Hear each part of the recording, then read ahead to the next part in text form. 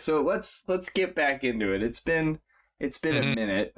It's been more than a minute. It's been 3 months or something. I think we last played in July. So, only 2 months. We did good. That ain't bad. Yeah. We played in June. No, we played in June. Yeah, it was June. Because last time we played, I didn't have my big scar. Oh, yeah, huh? Apparently a chainsaw, huh? Yeah. Oh, damn. Yeah. Jesus. If I can swing it all around, yeah. People are going to think you tried to off yourself. You're just getting in character for that Witcher costume. Yeah, well, my next character will be a chainsaw juggler. I respect it. I have learned everything, and I can only improve. Are chainsaws a thing in Pathfinder? Sure. Sweet. I'll do it. They are. The cover of one of the adventure paths has a character with a chainsaw, but it's like in Numeria, which is like this barbarian highland area where a spaceship crash landed, and all the barbarians scavenged all of the technology, and they closed their borders, so like you're not allowed to come in and look at the site. So they're like Men in Black mixed with barbarians.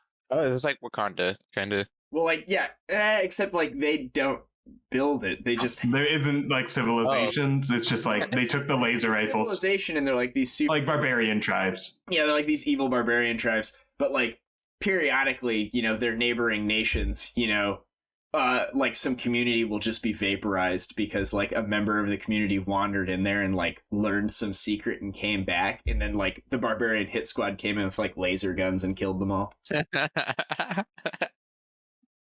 Anyway, that's great. It's a weird world. So yes, trying to piece together where we were. So you guys have saved Kintargo. You freed all the districts. You defeated Barzillai. You celebrated. But, his spirit still seems to have lingered on. There's still some bad juju going on in the air. It was like raining cats and dogs, except it was like imps and lemurs and like stuff like that. I guess it would just been imps, but like some sort of like monstrous things. Now Kintargo is like kind of has this pall upon it. It's sick. It doesn't feel right here. And trying to research that more, you've gone through Barzillai's possessions and you found this puzzle box, which was a 12-sided object. You unlocked the puzzle box and found a very dense contract and some sort of magical amulet. Remember, you read through the contract, you figured out its secrets, and you kind of had a gist of what it did, but you needed someone to explain it further. Well, that magical amulet took you to a demiplane, or like a section of hell, where it was basically the law offices of a contract devil. And you guys talked to the receptionist and said you were here for an appointment, and he just led you past all the encounters. And you went to the guy in charge of the law offices. Does anyone remember his name? I probably have it on here. I have too many names. I don't know, it'd take forever. Well, he's a contract devil named Oxidai. And he was like very impressed that you guys kind of sleuthed your way down to finding him at the law offices, and he was more than happy to tell you about this contract as he was the author of it a long time ago. Do you guys remember the details of this contract and its implications? You want a reminder? Sure. Maybe. I'd say it's been 3 months, maybe.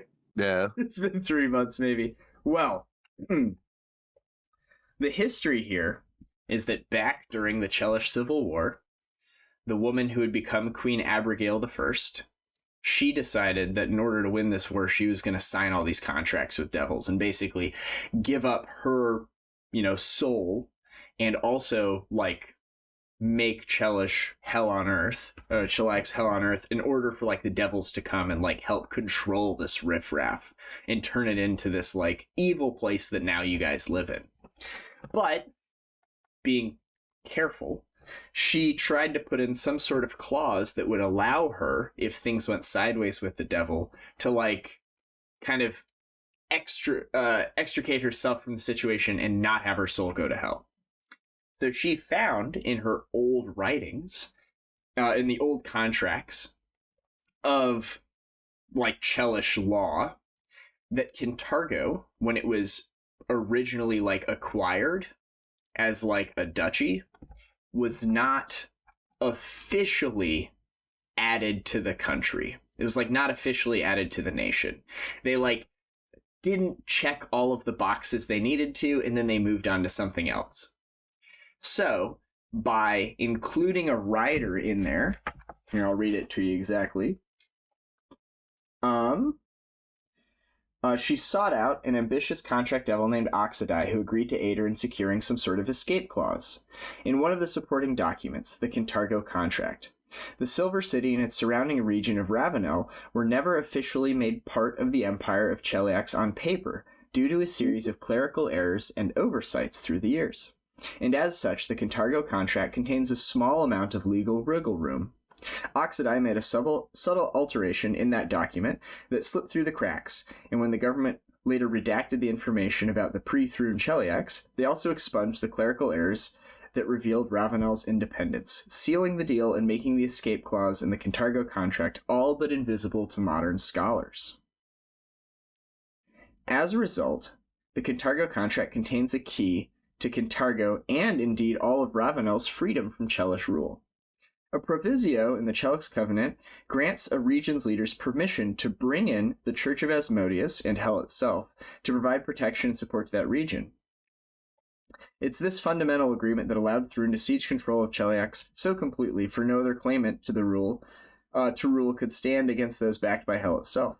Yet the slightly altered wording of the contract provided Abigail I her back door.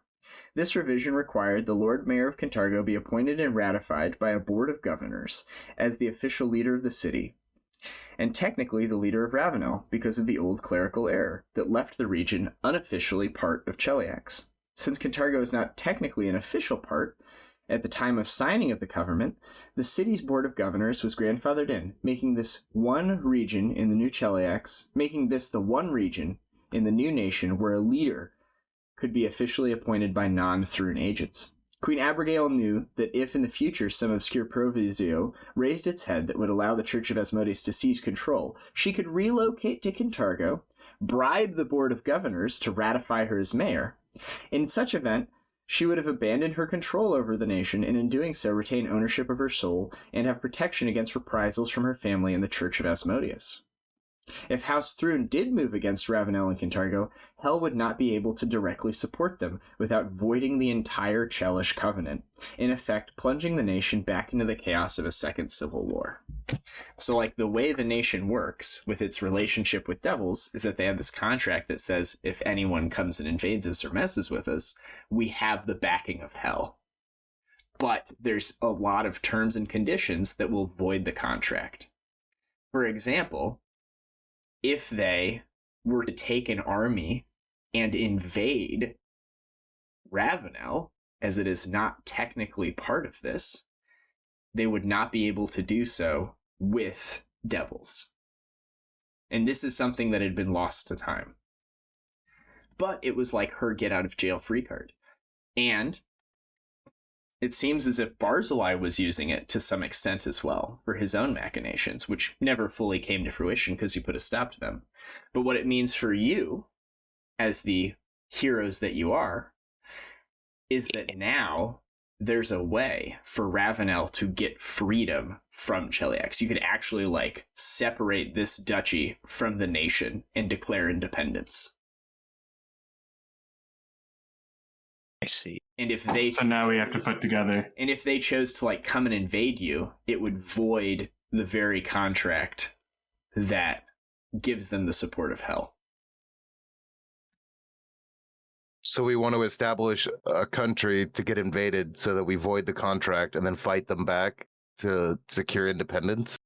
They would be like destroying themselves if they attacked us. Yeah. They'd just be like punching a wall. This is like ridiculously huge news. Like, in the sense that, like, you guys just, like, liberated the city and then you're probably going to have to, like, negotiate with Thrune for a very long time. Now it seems like you can just be like, oh, Go fuck yourself. go fuck yourself. Exactly. But in order to do that, We need to put together a Board of Govenors. Mayor ratified by the Board of Govenors, and this city has not had a Board of Govenors for 100 years. I'll So, be a we Board be of the Board of Governors. Governors? would you like to make a knowledge local check as you guys are like trekking back to Kintargo? So like I imagine that Caerrat has now like poured over this information, is kind of coming to the realization of what it means, and he begins sharing it. As one of you is like, oh, we could just like, appoint our own Board of Governors. Sezzix is like, oh, no, like the Board of Governors was formed from the 5 founding families of Kintargo. The members of the Board of Governors have to be members of those 5 families. And you remember their names. Sezzix, you know that they are the Delrange, Mayhart, Solstein, Tansen, and Irvis families. So it seems like Didn't we encounter someone from one of those families like a long time ago? you guys have encountered them on and off periodically. We had to make checks at that dinner. Yeah. Yeah. Knowledge nobility. Yes, so the one that all of you know, and some of you have met, is Melodia Delrange. You know that she is a supporter of Thrun. She's not a good person. She was like into horses. She was like a very rich hoity-toity type lady. She was like the equestrian. She had like a stable of horses, and she talked about horses all the time. But yeah, why don't you give me knowledge, local or nobility, history or nobility checks for the other 4, and see what you know about them.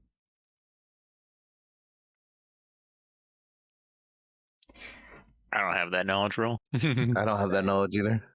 That ain't me, Chief. All right, Sezzix. I only know local and engineering.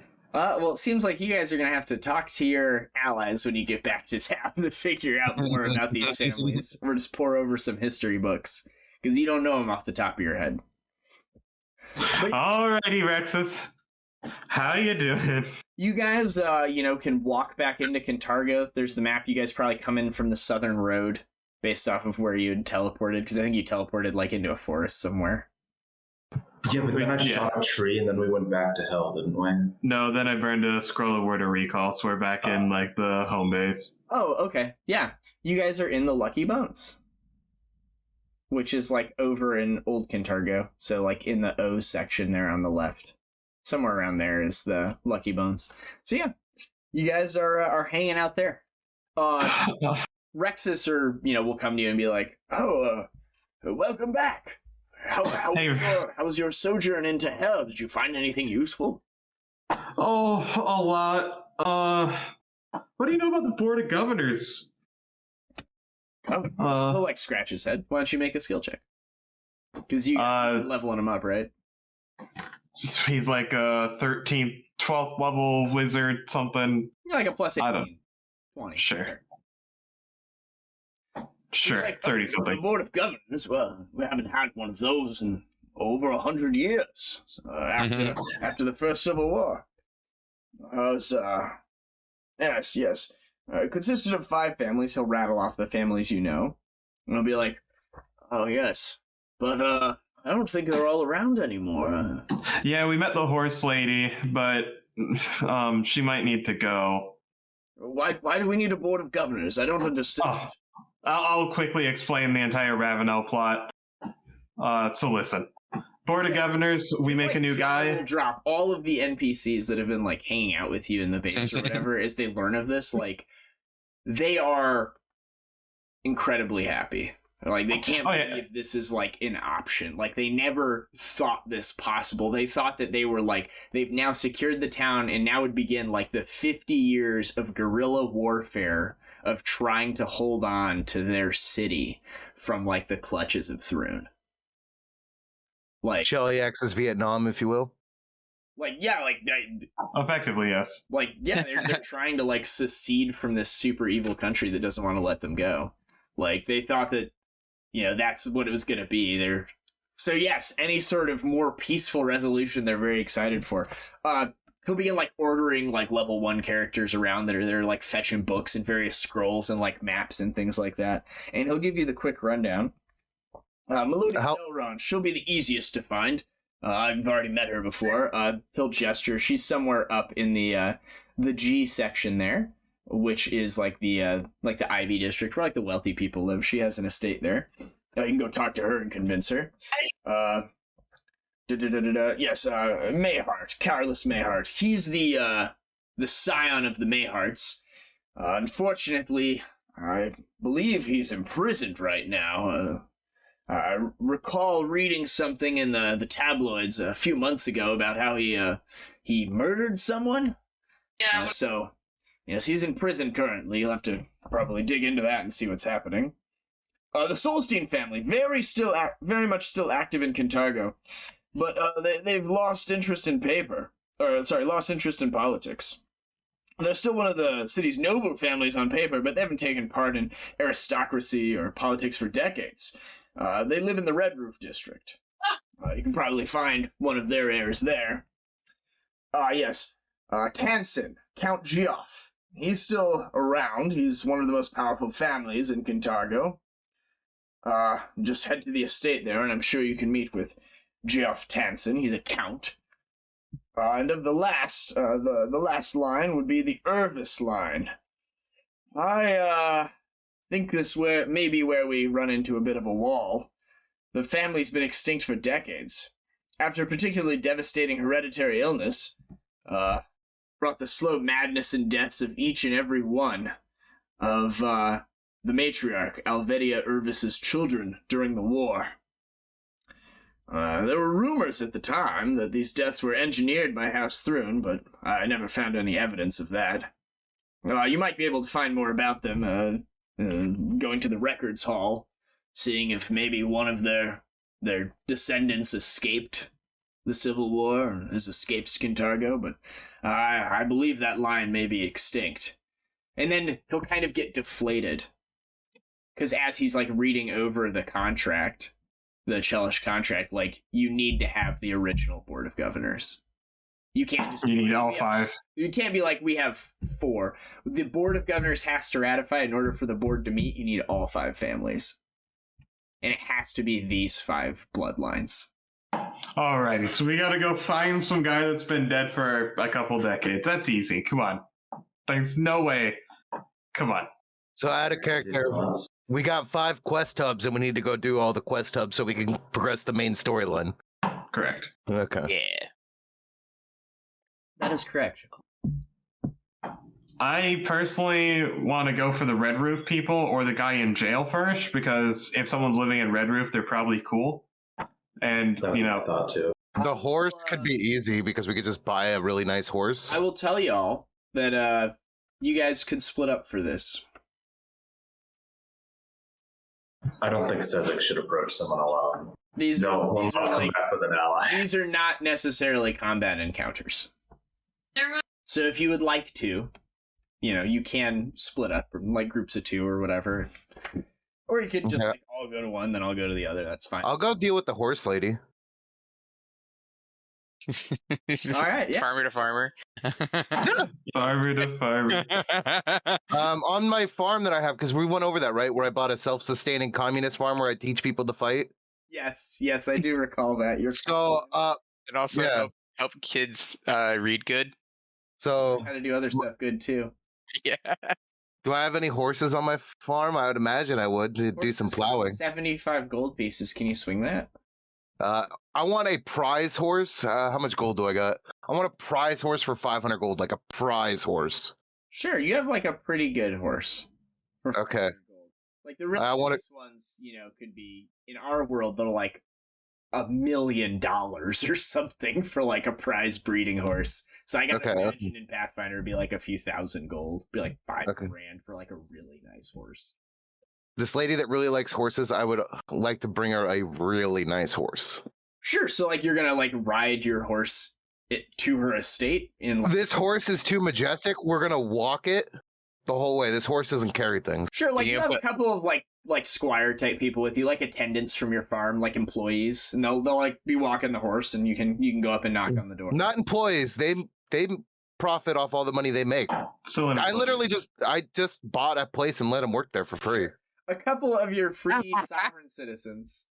are traveling on the conveyance will come here. Oh my god, this is maritime law, but for Cheliax. The laws don't apply here. Laws don't apply here. So you show up. It's like a nice time of day. When do you want to show up? I'll show up.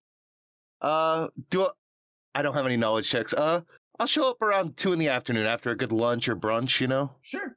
Yeah, you can find their house. You know, it's a pretty nice estate. I don't remember which one of these are. Let me mouse over them. Looks like it is G7. It's G7 there, right by the records hall. Okay. Yeah. You knock on the door, you know, a butler will come up. Hello, sir. How may I help you? May I speak to the lady of the house? On a 3, she's unavailable. An 18. Well, yes, please, come inside. He'll go and summon, Archbaroness Melodia Delrange. Do I bring the horse inside? Or do I leave it outside? He's like, he'll be like, I see you've brought staff. He'll like get some helpers to come, and they'll take the horse with your 2 associates around to the side stable there. Okay. It's very nice. Everything's all manicured here. You go inside, there's these big oil paintings of like horses, people like maybe like hunting foxes on horseback with like bow and arrow, things like that, like very like hoity-toity noble things. There's like nice bronze busts of horses standing on like very narrow tables, lavish black and red, you know, drapery. It's very nice here. Make a perception check. Wrong character for this.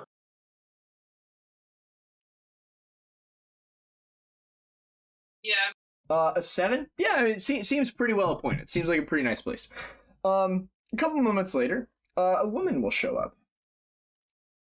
Aha, Delrange. Yeah, she's got character art. That's how important she is. Ooh. Boom. Horsey. Horsey lady. She'll come and she'll be like, yes, Sir Tommy, I believe we may have met before. Please. I'll reach Pleased to meet out and shake her hand. you. Oh, yes, she'll like do this thing. Okay, I'll kiss her hand. Yeah, give me a diplomacy check. For Okay. your, like, initial etiquette here. Oh, yeah. Oh my god, Tommy, I love you. Damn! I have diplomacy. Yeah, she'll be like, oh, thank you so much. Please have a seat. She'll like gesture to like a nice sofa. I imagine you're not wearing your like full plate with spikes and shit. No, I brought the horse. I'm wearing like a blue, like a nice royal blue robes and stuff like that. Hell yeah. I have my scythe because, you know, I'm the Reaper of Kintargo. So like my AC is like a 16, but you know, I'll still one-shot a bitch. Sure. Valid. Yeah, she'll like invite you to sit. Someone will come and bring like a small offering of like like pastry type things and like maybe some tea or coffee, your preference. And after pleasantries, she'll kind of, so what brings you here today? Well, I've brought you a fine horse, and this is a peace offering of a discussion I would like to have with you. We've come to our attention, as you know, we have dethroned Lord of Master Tommy doesn't know his name. Tommy doesn't. I'll start talking to myself in third person. All nervous. Yes. Barzillai. Barzillai, yeah, that's He's been removed from office, is what we heard. We sure removed him from office, I'll say condescendingly. As I think we decapitated him because he kept regenerating. Oh my. I won't mention the decapitation. I feel like that's a negative check. I hope she likes gossip. So it's come to our attention we would like to reestablish the government, and we would need the board of directors. I understand that your family is very influential in these sort of... Be like the Board of Govenors? Yes, my family once served on such a thing. Oh, you're asking me for, again, public service. I see. Yes, ma'am. Well, come, let us take a walk. Talk of horses and things. Well, I don't know if you've known this from your employees yet, but I've brought you a horse. We can go walk and talk to the horse. Give a nod and be like, yes, I'd love to see this horse. Yeah, she'll she'll like walk with you. She'll like walk you through the back of her estate, through like some lovely like grounds that she has. There's some people like training some horses. You see that she has like substantial stables. She has like at least a dozen horses. And like they seem to be not of like farm work type horses. They're like for racing. They're like breeding horses, things like the horse I brought. Yes, like your horse. And yeah, she'll take you over there, and she obviously does know a good amount about horses. And she'll kind of examine it. How much did you say this horse was worth? 5,000 gold. Whoa! She will look this thing over from top to bottom, and she'll be like, this is a extraordinary horse. And I understand that it is my civic duty to participate in the legal process. It's my duty as nobility to help the lessers, understand their place within the city and to make things better for everyone. I of course, she'll say like, of course, like I wouldn't need any sort of bribe to do the right thing, but it has been difficult with the government changing from time to time to ensure that my staff and my own holdings are strong and robust. But she'll kind of look at the horse and be like, I think this is a fair gesture of goodwill. I know that politically we haven't necessarily seen eye to eye. I do know that you associate with Caerrat, the silver tongue of Kintargo. He's a bit of a rabble rouser, has some radical ideas, but I know that he tries to do well. And she'll like kind of pat the horse and she'll be like, I think this is a fine indication of things to come between us. Very good. I will join your Board of Govenors. I assume the first order of business will be to ratify Lord-Mayor Jilia Baranius? Yes, and I will send a message for you when a date of the meeting will begin. She'll be like, perfect. Of course. She'll like look at the horse and then look at you and give you a smile. She'll be like, you have my vote. Don't pet the horse when you say that. The Archbaroness is looking for a bribe of no less than 10,000 gold pieces in value. Although if the bribe is made using items associated with horseback riding, racing, or hunting, this amount is halved.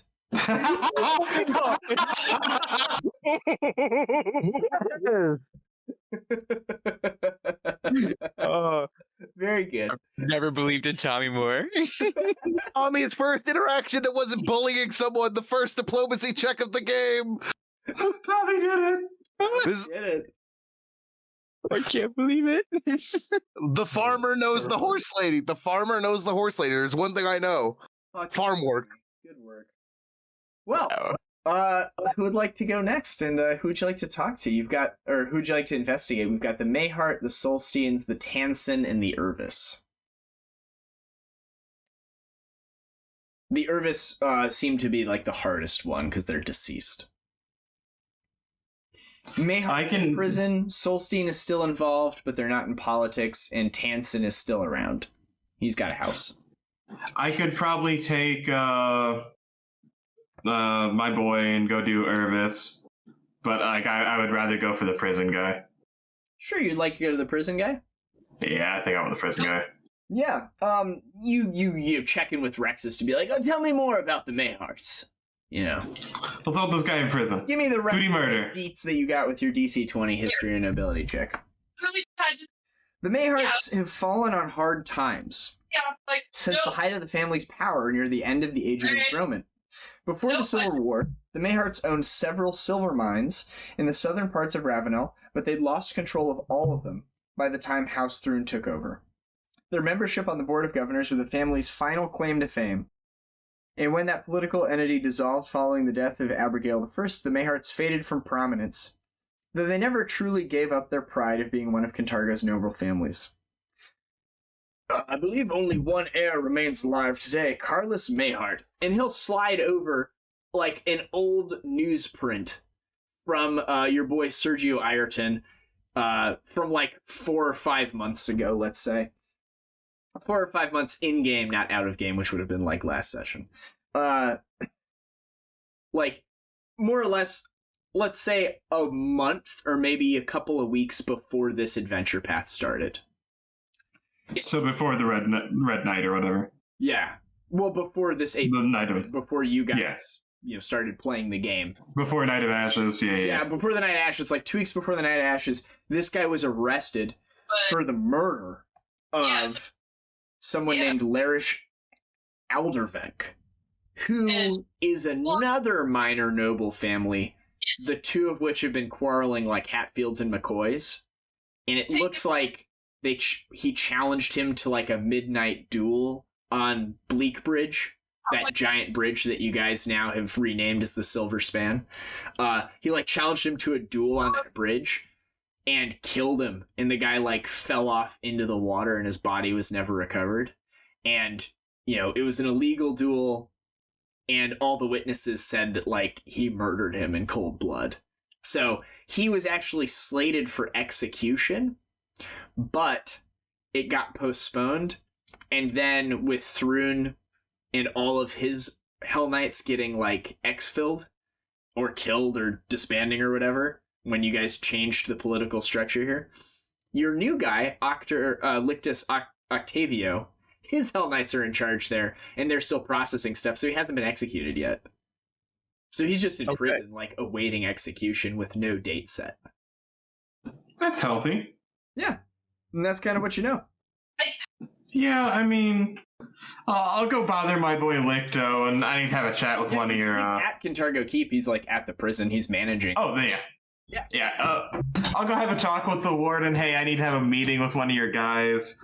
As you come up, they'll be like, Seerot, of course. Octavio, just through there. And he'll lead you to thank you. office.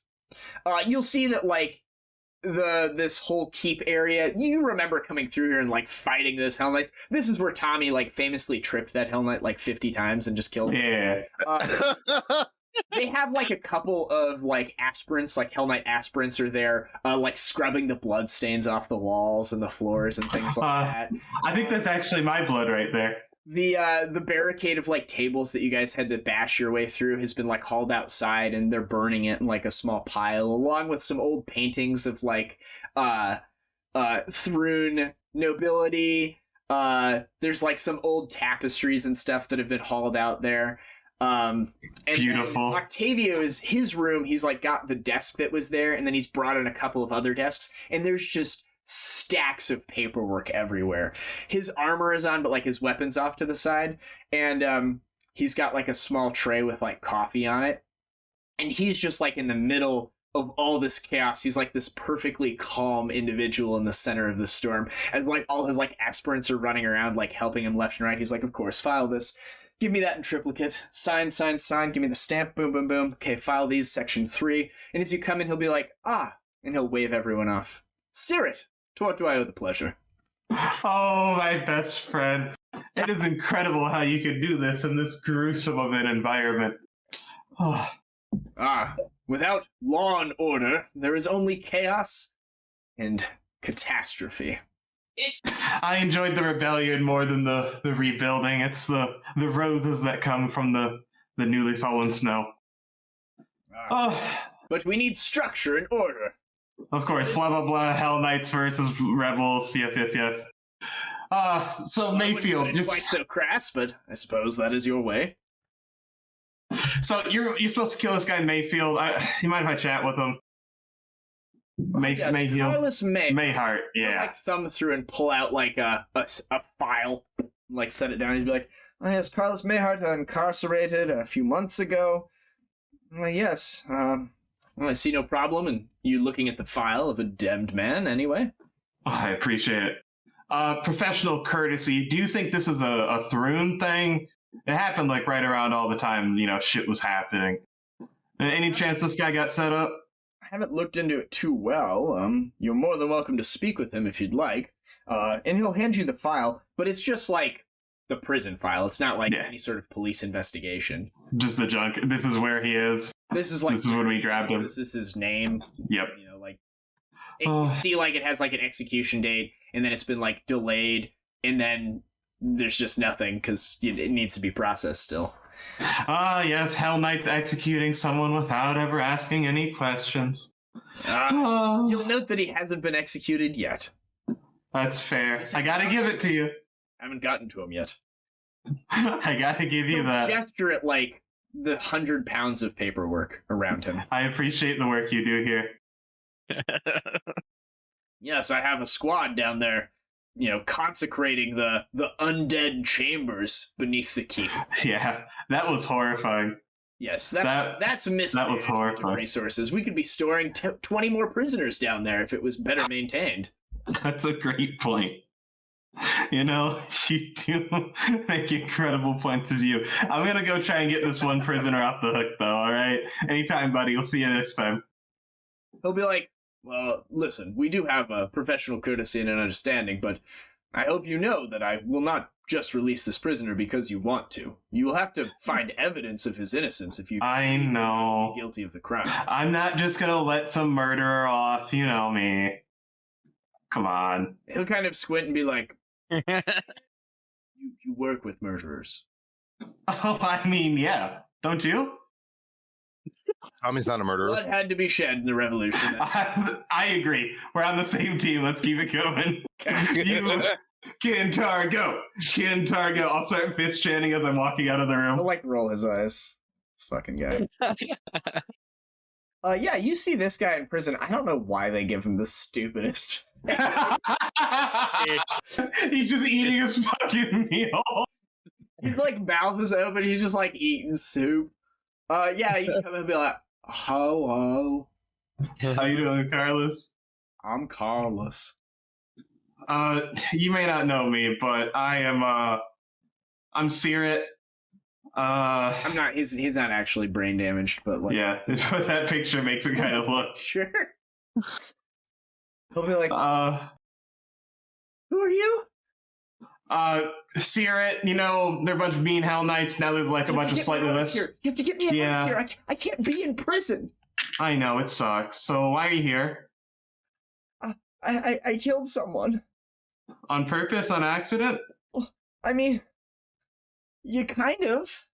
Oh, he's like super agitated right now. He's like very worried and concerned. Oh. What's going on, buddy? If only he was calmed. Maybe he could tell you. Does someone need a diplomacy check? Oh my gosh. Calm emotion spell. You can diplomacy him and he'll kind of like try to get his thoughts together. But he'll be like, listen. Yes, I killed him, but I didn't mean to. We were dueling, right? With swords. Right. And like, I swiped at him a couple of times, and then he swiped at me a couple of times, and I took another swing, and he just tripped, man. He tripped over like a cobblestone, and then stumbled backwards like 5 feet, and fell over the ledge. And like, I tried to dive in after him, but it was like 150 feet down, dude. And like, the other people that were there, they were like, he's dead, you fucking killed him, They called the cops. Like, I don't know what to, yes, like. So he fell 5 feet back. But I was gonna kill him in the duel. Like that's where we were gonna do it. That's where the honor was. He just like fell off the side. So your argument is, if I wanted to kill him, I would have just stabbed him. He wouldn't have thrown himself over the bridge. My family has been fucked over by the Aldernvex since before I was born. We had all of these mining operations. My uncles would tell me about this. My grandfather would tell me about this. We used to have like a lot of holdings and like we made a lot of money, and it's not about the money, it's just about the reputation though. Everyone knew us. We were liked, we were good guys. And then these fucking Alderherks came over and they like swindled us out of a bunch of our holdings. They like took us to court and they like drug our name through the mud. We lost all of our money on these like legal handlings, and honestly, like, it's all in the past. Whatever. I was just I'm a baker, okay? I was just working as a baker. And then these fucking guys come in and they start hassling me, saying how like my grandfather, was a piece of shit, how my family's a piece of shit, started talking crap. Well, then you gotta fight, And I defend the honor here. happened, but like, I got a sword. my dad had a sword. I went and got it out of storage, and I'm not going to let him say this to me. You know? I stood up for what's right, because that's what the Mayherts have always done. I get it. Okay. So how I get your frustration. I understand that. I'm just really trying to figure out how he fell off the bridge. Like, his eyes will be watering. He's like, you know, like, I know I'm not the man that my brother was, but, like, he would have done this. He would have done this right. So I did it for him. What's up with your brother? I fucking knew that. He'll tell you that his brother died at sea a year ago. He was like he was his bigger brother. He was like in the military. He was like a hero. Everyone liked him. He was like, you know, the big, strong, heroic guy. And this guy was like, I'm like the romantic, man. Like, I dabbled in poetry. I went to the academy. I'm just like working as a poet right now until some of my books of poems sell. Nice. Yeah. These guys came in, they were talking shit about my family, and then they started talking shit about my brother. And I wasn't. You gotta defend all that, yeah. Yeah. Okay. And I tried to explain that to the judge, but I didn't even get a hearing. Yeah, that's about right. You're kind of lucky you didn't get a hearing, I'll be honest with you, buddy. And you're kind of in the best spot you could be, given everything that's transpiring here. Yeah. Yeah, it got real. Could I have a new trial or something? Like maybe you could go find some new evidence, and then like we could, you know, like you can go talk to those guys. Go talk to those guys that came by and hassled me, man. Sure, give me a name. The family name. Give me something. They'll be like, well, the guy I fought was Larish Aldenvec. So if you ask around for his friends, they were the ones that came by and were hassling me. Sure. You go ahead and hold in here, work on that underbite, work on that slack jaw, and I'll see. That's fair. I'm sorry, that's fair. That was mean. Low blow. He's like, listen, your mugshot's not attractive either. They do take 15 pictures and choose the worst one. That is fair. Look, all night they're just sketching me over and over again. Yeah, I mean, so you can leave and head over to kind of the area where like these like foppish aristocratic people would hang out, kind of in like the richer district, and like go to like one of the speakeasies there, like a. Oh, I can't wait! Oh, this is gonna be great. Yeah, so this will basically just be like a Yale bar. You know, it's like a league school bar is what it is. Yes. Like ascots, they're talking about how they're like their father, you know, is going to take them to, you know, the Absalom. Alvin Noble. And they're going to, you know, they're going to go skiing, you know, over Christmas, over like holiday break, and like the people working the tables obviously can't come because, you know, they have to work. But, you know, they're going surfing in the Milani Expanse. You know, my parents, of course, are paying for me to go to the Alabaster Academy. Incredible. I remember when I was trying to go to the Alabaster Academy and I was working at a tea shop. That was nice. Yep. It was a good time. So yeah, you'll come in, and it's a bar probably that you've been to before. And you'll see you can see like the delineation between the haves and the have-nots here. You've got the people working the bar, the people serving, and then you've got everyone else. And our nerds aren't here. Oh, from the library. Oh. No, they're dead. Oh, no, yeah, they did die. That was a different. One of them died to the dragon, yes. One of them died. Tommy killed one of them. No, I didn't kill him. I bullied him, gave him gold, and then a dragon killed him. You brought him up. You reminded me that his blood is on your hands if there was any blood left and he wasn't turned to ash. I'm sorry. The dice rolled a 3. The dice rolled a 3. I didn't roll a 3. You rolled a 3. You killed him. So yeah, Garm, whatever like trope you want to think of, like a server will go over and like bring them their drinks, and they'll like harass her remorselessly, and they'll have like the like the rich person chuckle, like that's happening. Sure. Yeah, that sort of thing. The bartender will come in and be like, "Howdy, friend. What can I get you?" A drink, maybe. A second question. Who here would know a Larish Aldenbeck? He'll kind of give a nod into the back by the pool table at the loudest. The most douchiest. They all have snapbacks. They all have like tattoos in Elvish that they don't understand. Oh, that's incredible. That actually means penis right here on your neck. Very, very brave of you. Yeah, there'll be a group of like, let's say 3 guys wearing like little sweater vests, and they'll be playing like billiards in the back. And they'll have like a very expensive bottle of alcohol that they're sharing, and they're like guffawing and laughing. Oh, good afternoon, esteemed gentlemen. I'm a representative from the Student Journalism Counter, and I'd like to ask you some questions about Larish Aldenbeck. How old is your character? Like 22 or something. Oh, okay. 25, I guess. Yeah, one of them will be like, "Who are you?" Oh, that's fair. I'm Caerrat. I'm trying to start a new student organization here. Yeah, one of them will be scrawny. He'll be like, "Huh? What do you think? What do you think, Thad? What should we do?" Oh, not Thaddeus Pewterschmidt. And the taller guy will be like, "You got a lot of balls coming up here to talk to us. This isn't your kind of bar. You gotta chase the best kind of story to get what you're looking for." You're looking for information on Larish, huh? Yeah, I heard he was unjustly killed by being pushed off a bridge. Yeah, that snake in the grass Mayhart fucking did it. We were there, we saw it happen, right, boys? And they'll be like, yeah, he did it. Yeah, he's a jerk. And, like, one of them will take a shot and be like, "Just waiting for that axe to fall." Oh. Can't believe he has had his execution postponed so many times. Guilty man like that deserves to die.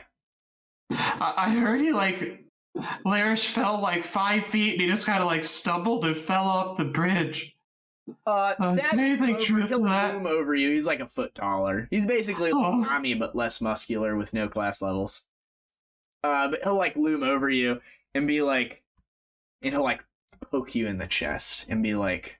I have a 7 strength, I get pushed back. I don't know where you heard that shit. But don't be repeating it. We'll make an intimidate check. This is at a plus... Oh, I rolled 2 dice. This is at a +5. He gets a 19 on his intimidate check. Does that beat 10? Needs a 21. Plus your sense motive? No. Okay. Make a bluff check if you would like to appear intimidated. Sure. Yeah, they buy it. Thaddeus, I didn't mean to press at all. There were just people spreading rumors. I've been asking questions. I just wanted to make sure. What happened to the boy? This is happening. Just what happened? Sure. I'm so good at rolling that 3. Yeah.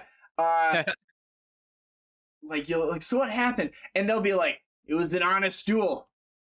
Mayhart may be a spineless fucking coward loser, but he mustered up the courage and challenged Larish to a duel.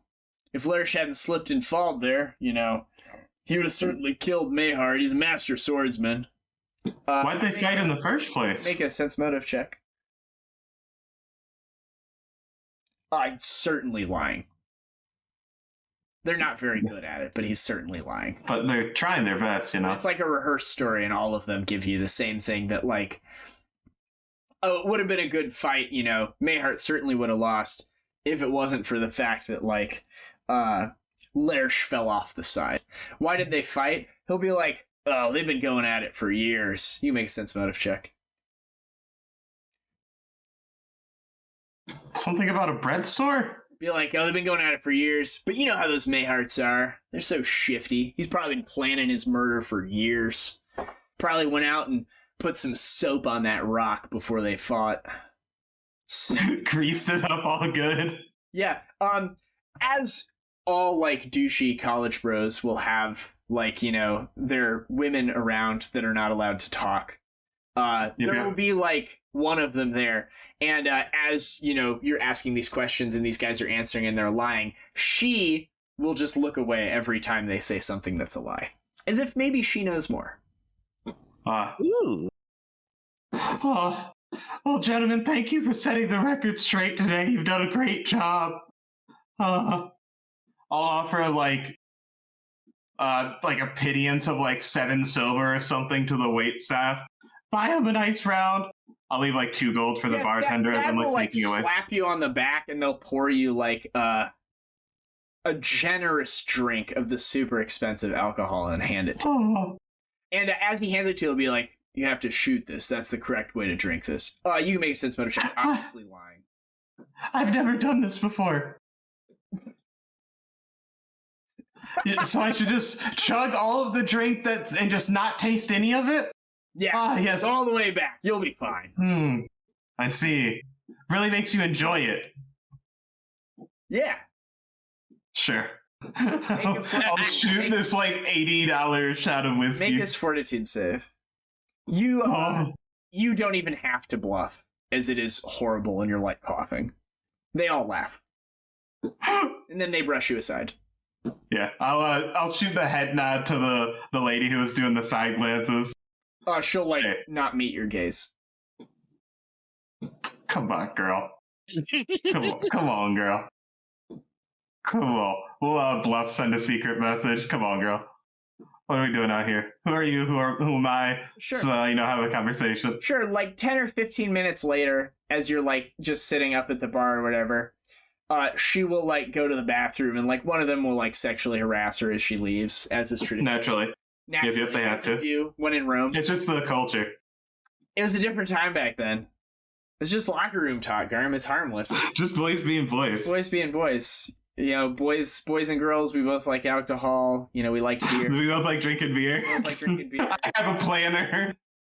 I remember my grandfather would bring out a calendar every year.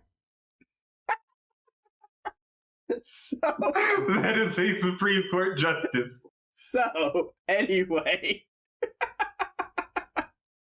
Oh, Jesus Christ. What a game. Yeah, she'll come up and she'll like order like another spritzer or something and be standing next to you. Hey there. So, obviously they're all dicks, right? So what actually happened? She'll be like, that's not that bad sometimes. Oh, he's cute, I understand, but he was towering over me. I get it. She'll be like, Mayhart's not what they say. He's a nice guy. We all grew up together. He's not really violent at all. He's kind of a sweetheart. Poetry type kid, Yeah, he was really nice. He's a kind soul. I don't think he even wanted to kill Larish. I don't even think he wanted to fight him, but those guys kind of goaded him into doing it. And I mean, do you know why? Listen, Larish has fought a lot of duels with people. He's killed some people, legally, but also and he's taken fencing for years. His family really pays for them to go through these, really rigorous kind of fencing classes, and I've seen him do backflips and stuff. I was really surprised. I was there, and he was kind of toying with Mayhart the whole time, and So he was fucking around and he found out? No, he kind of walked back there intentionally. I don't really know why, but he jumped off. And we never found his body. I think he kind of did it on his own. So, Randy, what's taking so long? I have to go. And she'll go and bring a drink back for him. Have fun. All right, so we need to actually find the body of this fucking guy. He's not even dead. Okay. Horse, this would have all been over. I just would have bought Victor a horse. Can't all be farmers with no wisdom. Yeah, I mean, sometimes the oldest methods. You know that the Oldenburgs have an estate. They do have a house. Yeah. His mom lives there or whatever. Okay, let's go make sure this guy's actually dead. Sure. Yeah, if you would like to. Yeah. Should I bring them a 50 gold donkey? That's tribute. Jeez. When Tommy gets back to the group, we're gonna have to talk about some financial recovery. I mean, I don't really need anything. The only thing left for me to do is upgrade my belt and my armor because I have a +5 weapon, but I still want gold. You'll be fine. So yeah, That was your horse fun. well, you can have a +10 weapon. You can keep adding things that aren't numbers to it up to Not enhancement. 10. So I can You make get it like a a flaming +5. +5? Brilliant. Yeah, Oh my god. you can keep going. Anyway, yeah, you can find the Aldenbrick Manor in the Greens. It's like a nicer one, but it's definitely run down. Like, this is a house that, like, this is a family that's probably, like, been selling off possessions for a while to just, like, keep the taxes paid on this estate. And there is, like, staff there. Like, they're employing people. But it looks like, just based off your experience in all these other places you've been, this is like they're on the downhill here. Like, they need a payday in order. They need a win. Maybe like a life insurance policy. Something. Yeah. But Incredible. the door, you can knock on the door or whatever, and there'll be some attendant there. It'll be like an older man. Be like, hello. I am Caerrat. I'm a representative of, I guess, something of the city at this point. Any chance I could talk with the taker of the house? Lady Alderbeck. Yes, she'll receive you in the parlor. A pleasure. He'll like lead you in. You'll see that there's some oil paintings of like family members, and then there'll be one that has like a black cloth draped over it, and you can like see through it because it's like a mole cloth or whatever. It's definitely Not Larish. It's definitely Larish. Like, it's got like a little plaque with his name. But yeah, Not he'll like take you into the parlor, and a while later she'll come out. She is an older woman. She is wearing like traditional like mourning clothes. But yeah, she seems to be an older woman. Lady Jenna Alderbeck, please make yourself at home. What can I help you with today? Thank you for welcoming me. I am here kind of as a representative, I guess, investigating the crimes of that Mayhart fellow against your son. Oh, Lesh. I don't know what help I can give you. I wasn't there that fateful night. I understand, but have you found the body yet? What kind of a question is that to ask? Just an honest one. Blunt. No, I've been advised not to speak on the topic by my lawyers until all the matters of the courts are settled in court. Yeah, that's fair. Well, unfortunately, we don't have the Fifth Amendment here in Ravounel. So, I don't either. Just an awkward phrase. That being said, so, have you seen your son in the last couple weeks? I see him every day. In my mind. Beautiful. That's poetic. What if I offered you a stipend to, like, pay the taxes on this place for 2 years to tell me where your son is? Make a diplomacy check. Just like seeing right through her. Seriously doesn't give a fuck right now. Holy shit. Like starts holding a bag of money. Like, She kind of will like look at you for a moment.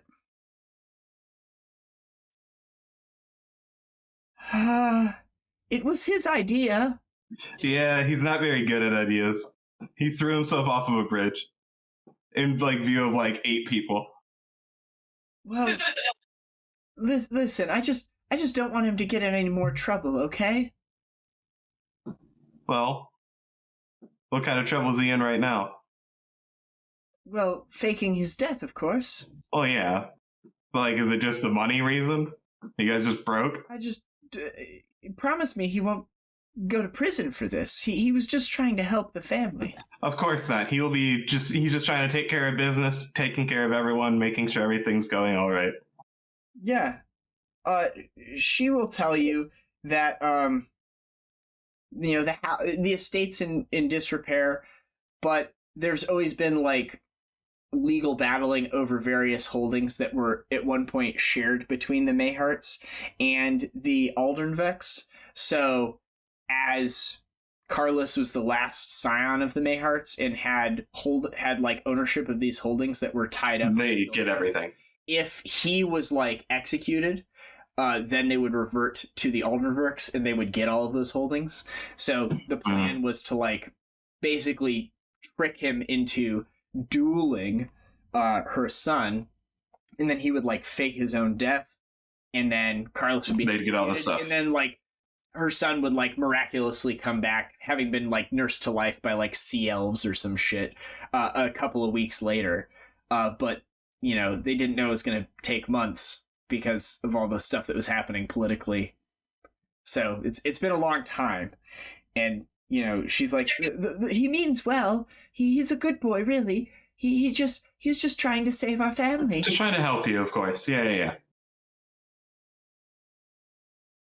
She'll tell you that the Aldernvex have a small like winter home north out of town, and that's where he's been staying. I will go recruit Tommy, and we will be bringing this boy back. Yeah. Tommy, I need an intimidation. And she'll remind you of your promise, like, no harm will come to him. Of course not. He will be safe. Okay. Oh no, we're just trying to make sure innocent people are safe. Everyone here is innocent. No one did anything wrong. Tommy, let's go beat up some guy in the fucking sticks. Sure. You gotta come find me. I'm at my house training I'm assuming CR2 fighters, two-handed fighters now? I'm assuming they've gained a class level by now? Sure. I mean, they don't like to use levels. That seems like a pretty... Yeah, it's a representative of a metric that doesn't really fit their total cultural output in reference to the input they are putting in. Okay. Exactly. They are more than just a fighter. You swap. They're also an expert. So reductive. Yeah, I mean, you guys can head up there. It'll be like effectively a hunting lodge. You'll see there's like a horse tethered there. There's a wagon that's like got some empty crates on it. And there'll be like a nice, warm fire roasting in there, from a hearth. You'll show up at like 7 or 8 at night, just like riding up out of town. Free horse, Tommy. Yeah, and I mean, there's like inside, and you can like see a guy like sitting on a couch there. He's got like a bottle of nice alcohol and like a book. Oh, and beautiful. He's in skivvies. I'll turn to Syrup before we knock on the door. Good cop, bad cop? We're just walking in, buddy. There's no good or bad here. I'm going to kick the door open. The door explodes off its hinges. You don't roll. The door explodes cinematically off its hinges. The guy will like drop his like alcohol on the ground, and like the book will fall out of his hands and be like, "Oh, what's the meaning of this?" Good evening. He'll like there's a sword within like 5 feet of him there sheathed, and he'll like maybe like reach over for it. If he reaches for it, I'll non-lethal attack him at a -4. Yeah, you'll just. I don't think I have to roll, but and, like put it between like the sword in his hand and be like, okay, what do you want? What do you want? Hello.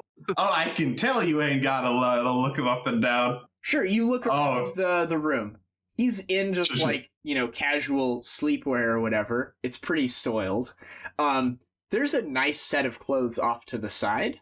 There's also a super gilded helmet. It's got like gemstones and gold shit and stuff, and it's hanging next to all that gear. What is that? And then you also see like a bunch of empty bottles of alcohol and like empty crates of like foodstuffs and like a pile of dirty dishes, as if someone's been living here for like 3 months. But like living well. So what's up with that helmet there, Chief? We're not robbers, of course. I don't really care, but like, why is that here of all the things? That's a family heirloom. Who are Nice. you? What do you want? Oh, you're Larish, right? Just double checking, making sure we're kicking in the right doors. No, I'm Parish. Ah, Ralphie. 1 on a bluff check. It's a 1 as you've seen a painting of him. He's obviously lying. Hi, Larish. So listen, you're not dead. I do really enjoy the theatrics of throwing yourself off of a bridge, but you're gonna need to come clear this up, Chief. I will point at Tommy. An intimidation point to Tommy. He'll kind of be deflated, and maybe it's the combination of like just being hopelessly outmatched, but then the other part of it could be like he has been living in squalor for like 3 months. He's kind of done with it. He's kind of done with it, yeah. So he'll kind of like he'll deflate a little bit and be like, okay, and he'll like not reach for his sword, and he'll stand up and walk over to the clothing rack and like start getting dressed. Thank you. Sierra, do you tell me about the prisoner guy and everything? Oh yeah, I'll fill you in on what I didn't tell you at all. We're just here to bully this fucking guy. Okay, I'm gonna take the gold helmet and I'm gonna say reparations, and I'm gonna give it to the guy that's been in prison. Sure. You pick up the gold helmet. It's pretty nice. Yeah. You guys can travel back to town. Victor, hello! Great news. I solved this crime. Are you just bringing him straight there at like 1 Yeah. or something? It's like what in the return to the keep. Like a couple of Hell Knights will be on watch, and they'll be like, "Offices are closed until tomorrow morning." Oh, come on. Victor would love to be woken up by me. Come on. He would love it. Can I make an intimidate check against the Hell Knights to let us in? You can do whatever you'd like, Tommy. I don't control your character. Okay. That's fair. I'll remind them of the last time a Hell Knight went against me. Yeah, you like gesture at like the broken pile of armor and stuff that's been like piled outside for disposal, and like the buckets of bloody rags that they've been using to clean the like offal from like the walls and the grooves between the flagstones there. And you'll be like, you know what happened to the last Hell Knight that stood against me? And you'll just gesture at that stuff. And they'll look at each other, and one of them will go inside. And thank you. Octavio will show up. He is not happy. Victor. Good afternoon. But he's obviously tired. I solved a crime. Seerrit, a pleasure as always, Tommy. Good to see you. Less than 24 hours. We both have Straight Fighter levels nod, like a nod of respect. Mhm. Like, yes, we've made subpar character decisions. Very good. I literally, unless he can fly, my character's not subpar at all to him. He will be bullied into the ground. Just like, yeah, he'll like lead you back into his office, and he'll pull out the thing. He'll pull out the file and be like, "So you say you solved this? Is this someone?" Larish. Larish. He's alive. Oh. He jumped off the bridge himself. Larish. It's incredible. Yeah. And he'll be like, "Well, very good then."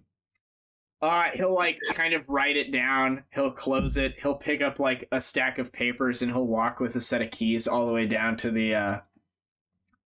You guys are coming with him, right? Yeah, I'm tripping the entire time. Yeah. You fake tripping. You're like, "Whoa, the stones are so." I'm like, oh my god, Tommy, would you hope my hand doesn't walking down these stairs? Oh my gosh. I mean, You guys had really mapped these floors incredibly well. You should get some signs up, though. Yeah, he'll like lead you to the cell, and the guy will turn up. He'll like, "Larish, you're alive." He's alive. Octavia will unlock it and kind of be like, "Carlos Mayhart, you are pardoned of your crimes with the apologies of the state." And he'll gesture for him to exit the cell. You're free. Yeah, like he's free. You guys will like maybe turn to leave or whatever. Octavia will like put a gauntleted hand on Laird and shove him into the cell. A little bit.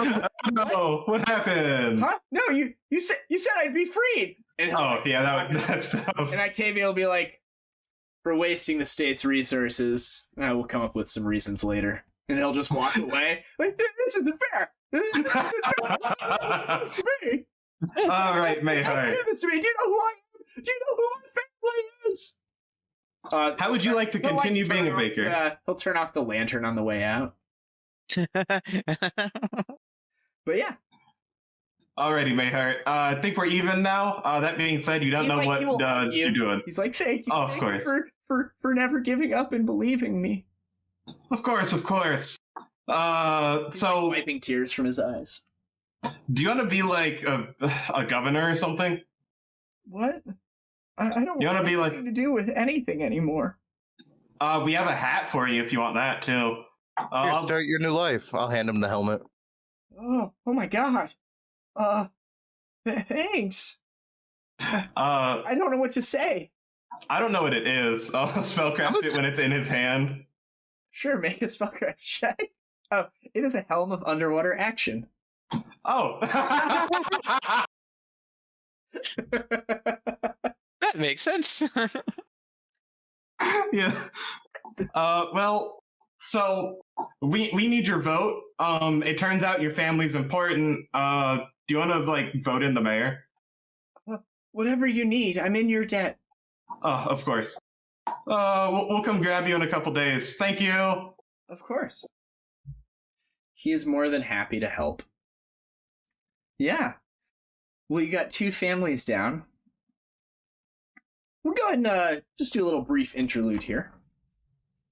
So, like, this is all happening. You know, you're all being heroic, doing heroic things, being the good guys that we know you are.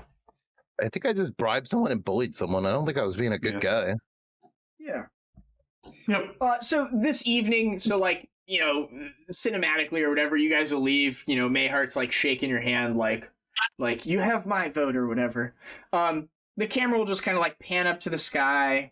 It's this nice moonlit night, full moon, of course. It'll pan back down to a guy on a boat.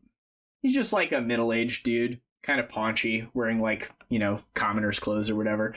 And he's just coming back into port. And he'll like tie his boat off. He'll go through the process of like closing things down on his boat. He'll take like maybe a meager amount of fish, like it wasn't a great day. And he'll load it into a wheelbarrow, and he'll like grab some chunks of ice from an ice box, and he'll throw them on there, and he'll begin wheeling it down the street, and he'll be kind of like whistling a little like sailing song to himself as he goes down this street lit by the moon. You know, the water to the side of him, you know, Kintargo to the other side of him, and maybe he like hears a noise or something. He'll like turn and look down an alleyway, and he won't see anything, and he'll keep going. Maybe hears another noise, and he'll like pause, and he looks all the way around him and still doesn't hear anything. And then he keeps going, and he doesn't hear a noise, but something comes through his chest and cuts him in half. Anyway. Not the fisherman. You got three more nobles to investigate. Damn.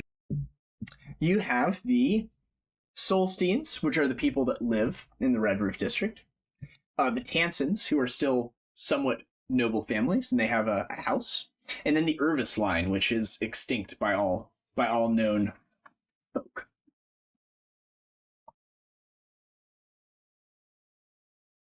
I mean, surely they have a descendant living in like Varizia. What would Caerrat or Buddy, or sorry, Sezzix or Buddy like to do, as your companions have been off? Talk to the Solsteins. Yeah. You want to go talk to the Solsteins, Austin? Yeah. Yeah. Sure. Maybe Rexus could like help me figure out what else we should know about them. Of course. Maybe he knows. Yeah, you click the further dialogue option with Rexus, and he'll scroll through until he finds it. The Solstein family is very active in Kintargo, though after the dissolution of the Board of Governors, they are less interested in politics. They haven't taken part in aristocracy or politics for decades, preferring to live lives of comfort and red roof. Many of the Solsteins are artists or performers of middling to fair skill. Yet they have done little to stand out, almost as if the family were aggressively pursuing mediocrity. Nice. Do we know where they live? Yeah. Like in the Red Roof, specifically? Yeah, Like, you can head it there or whatever. yeah. We'll walk over there. You walk over to the house. You come up to it, and you see that there is a bunch of like picketing signs that are made on like thin wooden pieces of boards that have been painted by hand. And they're like, it'll be like a silhouette of a raven with like a circle and a line through it. Or it'll be like, free us from the talons of oppression. Things like that. It'll be like a bunch of anti-Silver Raven Ardent Crow propaganda. Will be Really? littering the outside of their house. Like a giant like Trump poster, but it's like Thrune sort of thing.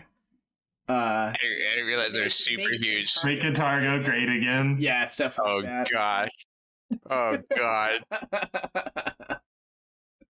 You didn't mention that part. He didn't know that part.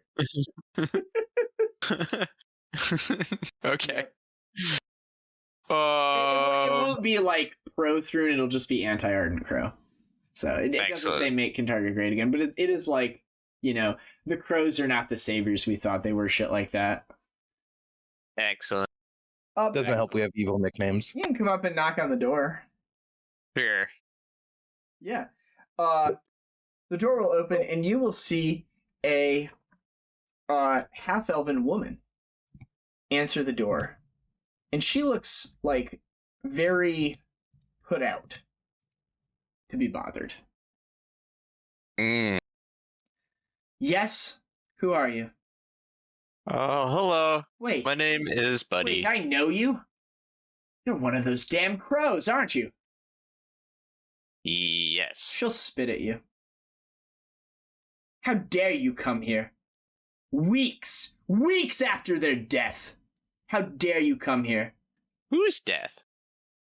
You don't even know. You don't even know how many people listen to your lies of hope and freedom and equality and take up arms against Hell Knights and die in the streets. You don't even know the names of my grandchildren, you son of a bitch! She'll, like, start pounding on your chest very feebly, like the old woman she is. And she'll begin sobbing, and she'll just kind of, like, collapse. I'll give her a hug. Yeah, you can, like, bring her inside. She's, like, very distraught and very upset.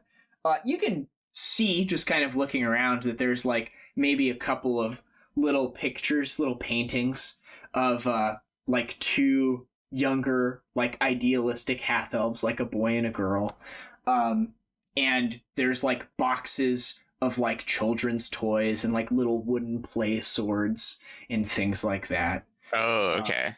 And it seems like this is a house in mourning. It's a house that is now quiet and perhaps once had love and life, and she was, you know, the happy grandmother, but now she is alone.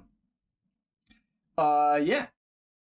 Well, Buddy will sit down with her and be like, Buddy's sorry that, with everything that happened. I remember them, they were just at play.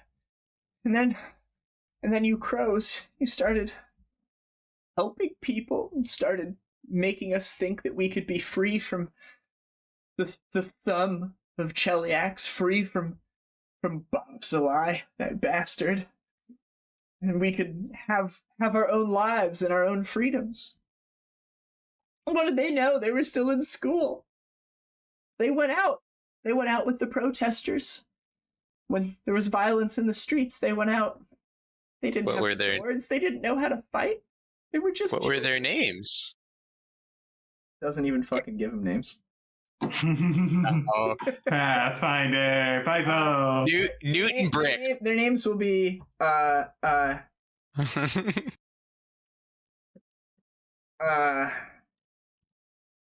Jim Bob and Billy Ray. Newton Brick were Daxel two and kids Nemes would be earlier. their names. I typed them so I wouldn't forget. Okay. She'll like pick up the pictures and be like, Daxel and Nemes. They were so much like their parents. Taken from me. My son, he died when he was still young. I raised my grandchildren as if they were my own.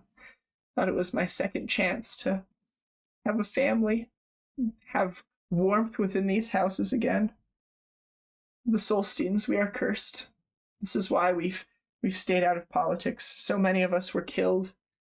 So many of my brothers and sisters, my parents, killed in the Civil War. Yes, we have the name, but no desire for politics after that. I just wanted to keep everyone safe. Then you had to go and kick the hornet's nest and look. We are the ones who were stung, not you. Calistria, why are you so frivolous this way?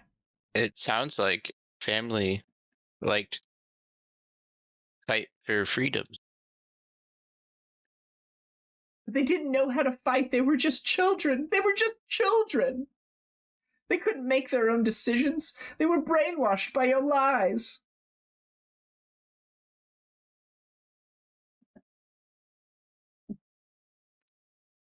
Perhaps Buddy has solution?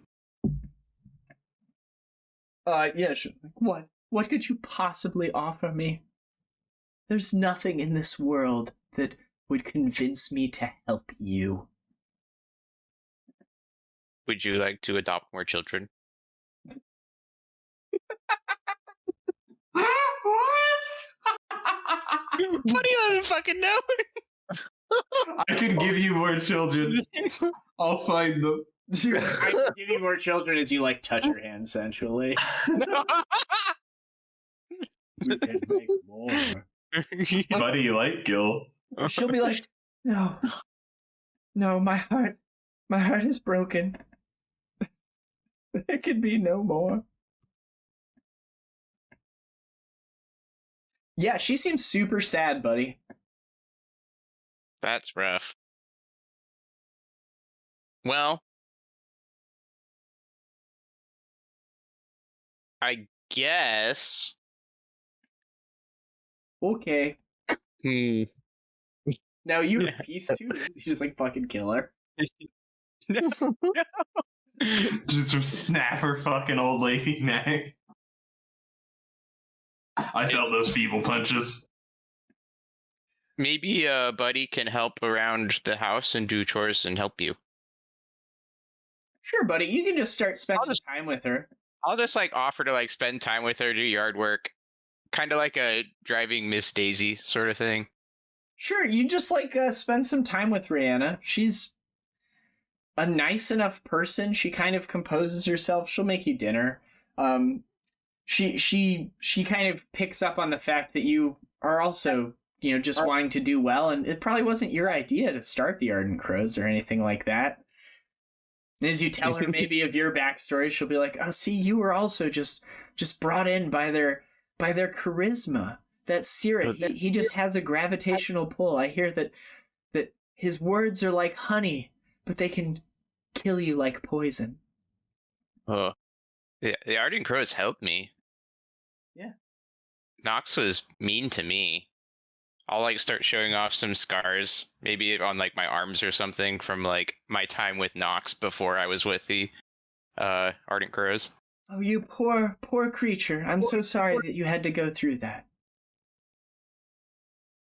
Yeah. But they helped me. They gave me a place. Yeah, why don't you give me a diplomacy check after maybe like a day or two had passed of you. So like Buddy's just been gone while you guys have been doing your stuff. This could be like happen over several days. Like I've just been like MIA helping this old 20 on lady. your diplomacy check as you just are nice to her and talk to her. Whoa. Yeah, sure. Yeah, what do you get if you take 20 on your diplomacy? It would be a 30. I got a plus 10 to diplomacy. This requires a successful DC 30 diplomacy check. What? How is this happening? Like Buddy's just a good grandson. Everything perfectly falling into place. Yeah. Maybe by the end of this, she'll adopt me. I don't know. After like a week, she kind of is in a place where she realizes, your aims as the Ardent Crows is to make the city a better place, and if her vote to get Jilia Baralis, ratified as Lord Mayor would do that, then she'll do her part, as it's what her kids, it's what her son would have wanted, it's what her grandkids would have wanted, it's what her relatives would have wanted. So, yeah. Nice. She will. Converted another Thrun supporter. She was definitely not a Thrun supporter. She was just brokenhearted.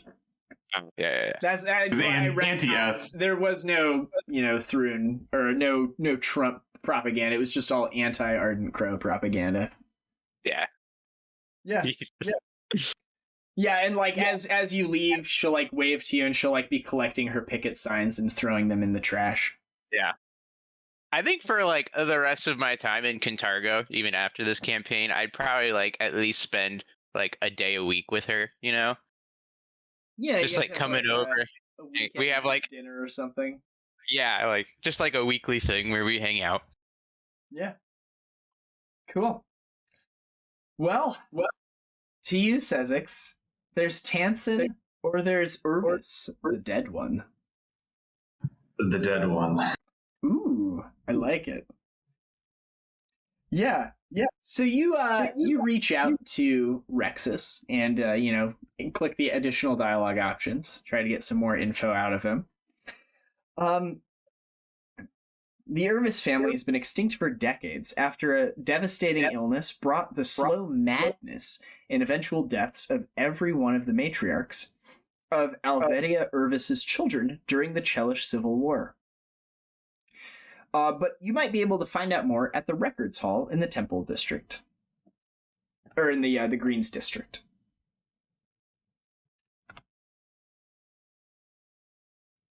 Would you like to go there? Or just that? Yeah, I was going to say, which one's the Greens District? It's the noble one, the rich one. Okay.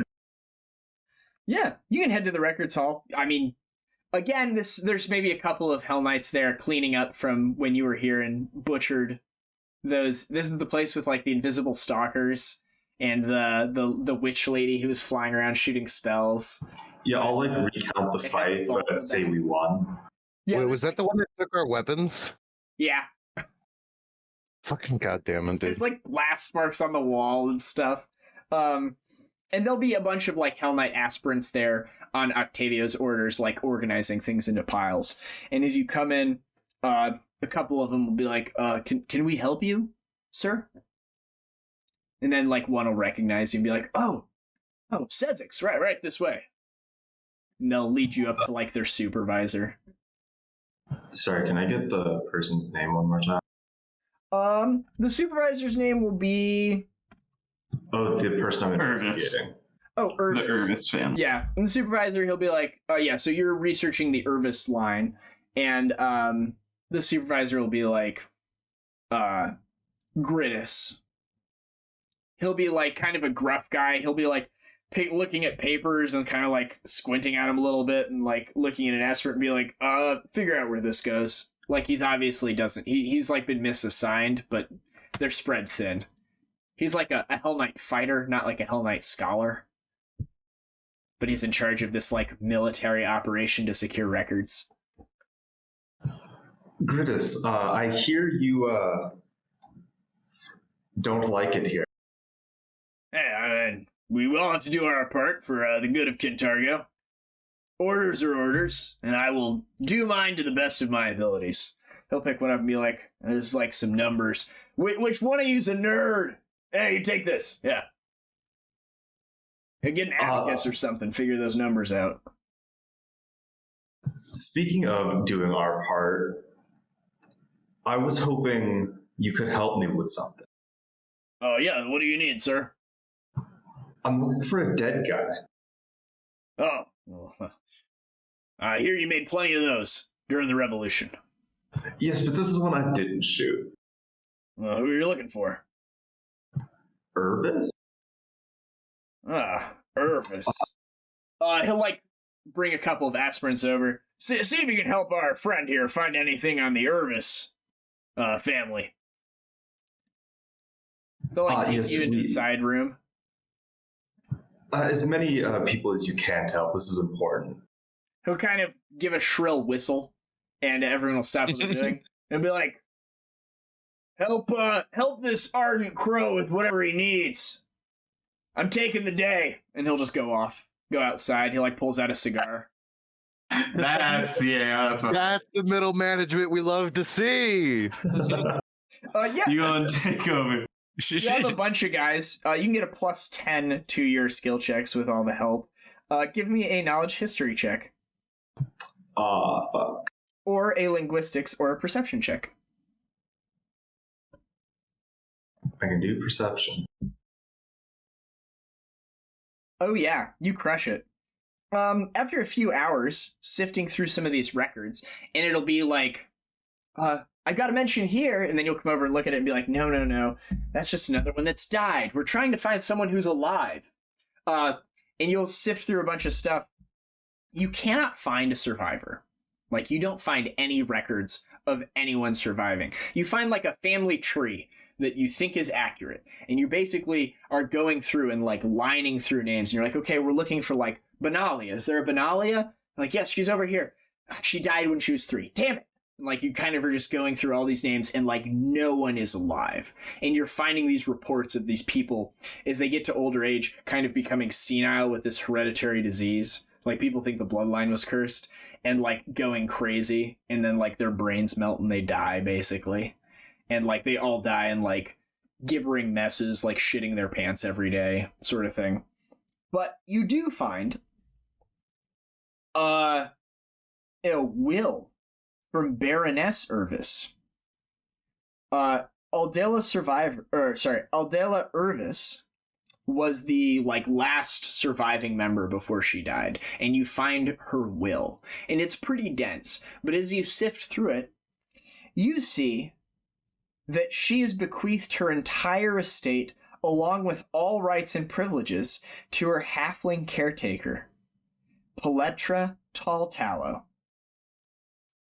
So like, That sounds like a bastard child. now we need to find this halfling. Well, she basically was like dying and bequeathed it to like her fucking nurse, who was this halfling that was taking care of her while she was an invalid.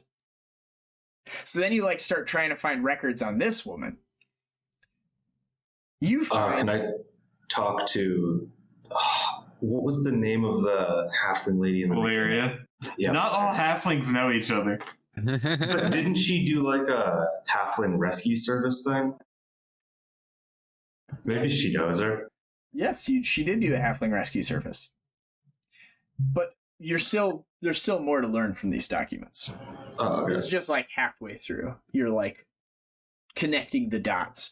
Is now you're trying to find records on this person, this Talltallow halfling. Well, it seems as if Irvis's lawyer was unscrupulous and used loopholes in the law to deny the halfling her employer's bequeathment and sold her into slavery before liquidating Irvis's holdings to add to Thrun's coffers. Irvis Manor then burned to the ground sometime after. During the Night of Ashes, perhaps? No, like... This is like 50 or decades ago. 60 years ago. Okay. But yes, it seems as if she was sold into slavery, and that's where the record ends. So maybe you do want to talk to Laria. Yeah, Garm. Why? Listen, just because you're right. Yeah. Yeah, so you can return to the bones or whatever, the lucky bones, to your hideout, and she'll be there. You know, now it's like the post-revolution where things are being organized or whatever. You know, her work is done. She put in her work in like the first couple of books. Now these other people kind of can do all the boring stuff, like setting up the government. She's just there, maybe like smoking some pipe weed, chatting with someone. She's just got some flay leaf. She's just having a good time, yeah. It's the roses after the bloom. Yeah.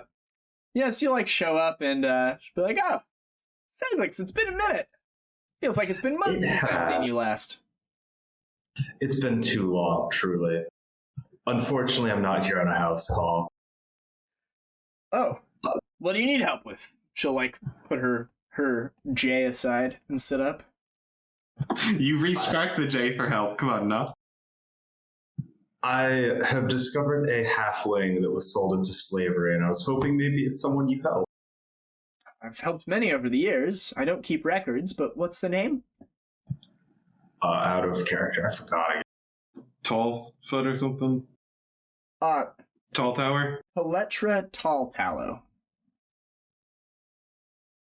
I believe her name was Paletra Tallfeet. She helped the Irvis family. She'll like send the level 1 people away and go over and close the door and lock it. Come back over and be like, Paletra Talltallow? Yes, thank you. Why do you need to know about her? She may be important to setting up the government. Paletra was my grandmother. I was born Laria Talltallow. I was born into slavery, and when... All halflings do know each other! All halflings do know each other! Oh my gosh. And when I freed myself, I gave myself the name Long Road, as there was a long road ahead of me. Smart. How could my grandmother help? How could I help? God. The Irvis dying, the last surviving member of the Irvis family signed everything over to your grandmother, her estate and all of her holdings. The Thrun family used a loophole to sell her into slavery and claim all of those holdings. That means all of the Irvis family's holdings and belongings now belong to you. Ah, so you wish me to be on the Board of Govenors? If you wouldn't mind, yeah. Huh. Well, I wouldn't have cared for any estate or monetary possessions, but of course, I'll do whatever I can. I just kind of need you to swear in the mayor. Yes, and here I thought my work was done. Oh, happy to be of service again, Sezzix, old friend. She'll, like, clasp your hand and be like, this is good news. We should celebrate. And she'll, like, open the door and, like, start playing some music, and you guys will, like, have, like, a little party. Yeah, I'll just with whoever's hang out with her for, like, a day. Oh, yeah. Yeah, no. So there you go. You got 4 down, 1 to go. The only one that's left is Count Jeff Tansen. Do we conquer this one as a team? Sure. I mean, you could have done them as a team, but I like giving everyone their own little vignette. I hope that was all right. Hope you didn't mind. We got to play a little thing. Yeah. Gives everyone a chance to be the lead character. I made a new friend, you know? We play Mahjong every Wednesday. Play bridge, huh? Yeah, bridge. We play bridge. Like Pinochle, right? Or some more complicated card game that no one... Does anyone actually know how to play euchre? Is that just like a fictional game that people say exists? I play Spades, which is the black version of euchre. Thank you for that. My brother really likes euchre. Is that how, like, playing dice is the black person version of roulette? I don't think that's Or crap. You can't say that, Cobra. Oh. I don't think that's what... Like dice, isn't it craps? Dice is craps, yes. It's the same. Yeah. But dice is played on, like, cardboard, and craps is played on tables. Yeah, that's why I thought it was the black person version of craps. No. No. It's the poor version. No. We live in America. Don't the bottom... Synonymous, but you don't say the synonymous one. Okay. I was You just... said I the thought quiet part loud and the loud part quiet. Well, Count Jeff Tansen, last but certainly not least, they are one of the most powerful noble families still in Kintargo. The family patriarch is Count Jeff Tansen. So yes, you guys can certainly go to his estate and meet with him. Well, knocking's worked so far. Sure. You rap Works on every the time. large doors, and well, let's say like a female attendant or whatever will open the door. It'll be a halfling, of course. Be like, greetings, welcome. Good morning. A meeting with Count Tansen, maybe?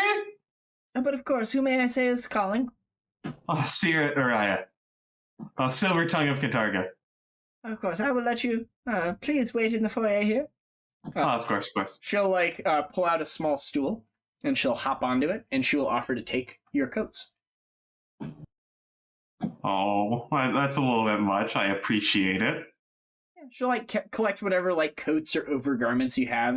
Now it's the fall time. It's starting to get a little colder. The leaves are falling off the trees in Kintargo, and then she'll pitter patter, rush off, and a few moments later, this gentleman will come in. Jeff Tansen. Hi, Jeff. The Ardent Crows! What an unexpected surprise! Surprise! A pleasure, Count Tansen. Yeah. How are you doing in the new climate? The weather changes so beautifully this time of year. Yes, much like the political climate, which has changed recently as well. Yes. Fools here, you know of my Thrune loyalist leanings. So, Of course. You come to brag of your success? Merely temporary, I assure you. The rightful rulers will once again be in charge. So, are you really about this Thrun guy like that hard? Look at what we got now here, man. This place seems better. Aside from the imps and stuff, that's kind of his fault still. All I see is chaos and disorder. Populace dead in the streets from the civil war which you started. What good is to You come? could help us stop it. And ended. What good is to come from this? No, this is not a conversation to have in the foyer. He'll lead you into the meeting room. He'll pour some drinks for everyone. He'll offer you some fine cigars. Thank you. So you don't like us? That's fine. Do you really want Thrun back? You misunderstand. I admire anyone that has the courage and tenacity to stand up for their views. I merely disagree with your views. But you are young and misguided. This is not uncommon. Fair enough. I appreciate your candor. So, do you want to vote in the Lord Mayor? You wish to... He'll kind of swirl his drink and be like, you wish to reinstitute the Board of Govenors, do you? Yeah. I'm a student of history and somewhat familiar with the board's place in historic Kintargo. It's kind of important. I would like the power that comes with that position. The prestige. But I caution you, voting in Jilia Benalis may have political repercussions within the city. Many folk consider her to be a failure still, and worry her return as Lord Mayor will invite another rebellion. She has been defeated once before, after all, and Thrun loyalists remaining in Kintargo would jump at the chance to defeat her again. We'll just defeat them. You think a Thrun loyalist still left alive can stand to the might of the Ardent Crows? But if you respond to every qualm with your leadership with bloodshed, then you're no better than the tyrants you seek to depose of. Surely, But at least we're the tyrants in power. Crimes against the state can only be met with one unfortunate end. But when you become the state, those who oppose you could not say the same for you. Then they're opposing us. It's fine for them to die. Bro, I have 3 wisdom damage. I can't have this conversation with this guy. Why haven't we taken care of that? Why haven't we I've I've refused to say it. Fucking spike in his skull. No, remember, I'm cursed, and I just haven't said anything. I just see hell. Yeah. That's Why would I say anything? If they stand against us, they will all be purged. I think it's going to be so funny. I want Walt to forget that that's there, so when the next thing that does wisdom drain, he doesn't just pick me and kill me instantly. Okay, so you don't like her. I think if anyone survives what she did, she still stands up. That's a pretty resilient and respectable leader. He'll kind of smirk and be like, survive? I believe she was technically an undead. Yeah, and dead at one point.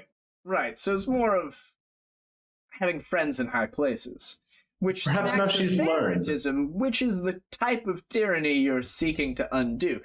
You see why there might be those that have a problem with your swift rise to power and changing of the political landscape here? I'm more than happy to join the Board of Governors, and I'll cast my vote. I may not vote in favor of what you wish, but I will help you make a quorum so you can have the vote. I'm just merely expressing some political views, which, though they may be unpleasant to hear, are certainly true for many that live in your city. And if you claim to be saviors of all of Kintargo, you have to take all of our views into account. Out of a polite courtesy, what is your view? Who would you reinstate? I'll kind of think for a second and be like, political aristocracy in the past has been in charge, but the landscape has changed. I perhaps would open it to a more democratic vote, honestly. I would enable people to make their own decisions, nominate whatever candidates they wish, though then you do have the problem of bribery, so we don't have an established system. Certainly one of the most eager nobles would throw a bunch of money at it, garner a bunch of votes, make a bunch of empty promises. This is the problem with politics. It's very easy to talk without coming up with solutions. I enjoy the talk, as anyone does. Yes, I don't know. He'll, pour himself another drink. I don't know. And then, of course, you have the problem with Thrune. We could all be here playing soldiers and playing kings, but all it will take is Thrune taking a step back into Kintargo with their army of hell behind them, and once again we'll be back in lockstep. So what incentive is there for me to support the Ardent Crows when at but a moment's notice I know that I could have, Mephistopheles himself at my doorstep, coming to claim my soul and that of my lineage? I'll have no part of it. Do you think Mephistopheles would just show up? Do you think Mephistopheles cares about your soul? And I'll also ask that question and ask who he is. He's one of the Lords of Hell. Well, I mean, I know that out of game, but Tommy has no knowledge religion. Oh, yeah. We've heard about Mephistopheles. He was supposed to reincarnate in Kintargo through the Mephistopheles reincarnation. Okay. Oh, that's the ritual we stopped. Okay. Yeah. Yep. He's basically listen, you guys might have good ideas, but, I'm the pragmatist. I'm a pragmatist. How are we going to enact these ideas without more bloodshed? What is to stop Thrune from marshalling an army, coming in here, killing all of us, and burning the city to the ground because of the offense you've made, spitting in their faces you have done? So what incentive is there for me to put my name on a historical piece of paper and let it be known that I sided with you when they come a-calling? Wouldn't it not be better to be the right hand of the devil than in his path? If we succeed in this, the devils can't show up anymore. Explain that. What do you mean? No more devils. Yes, we take the win. They can't attack us.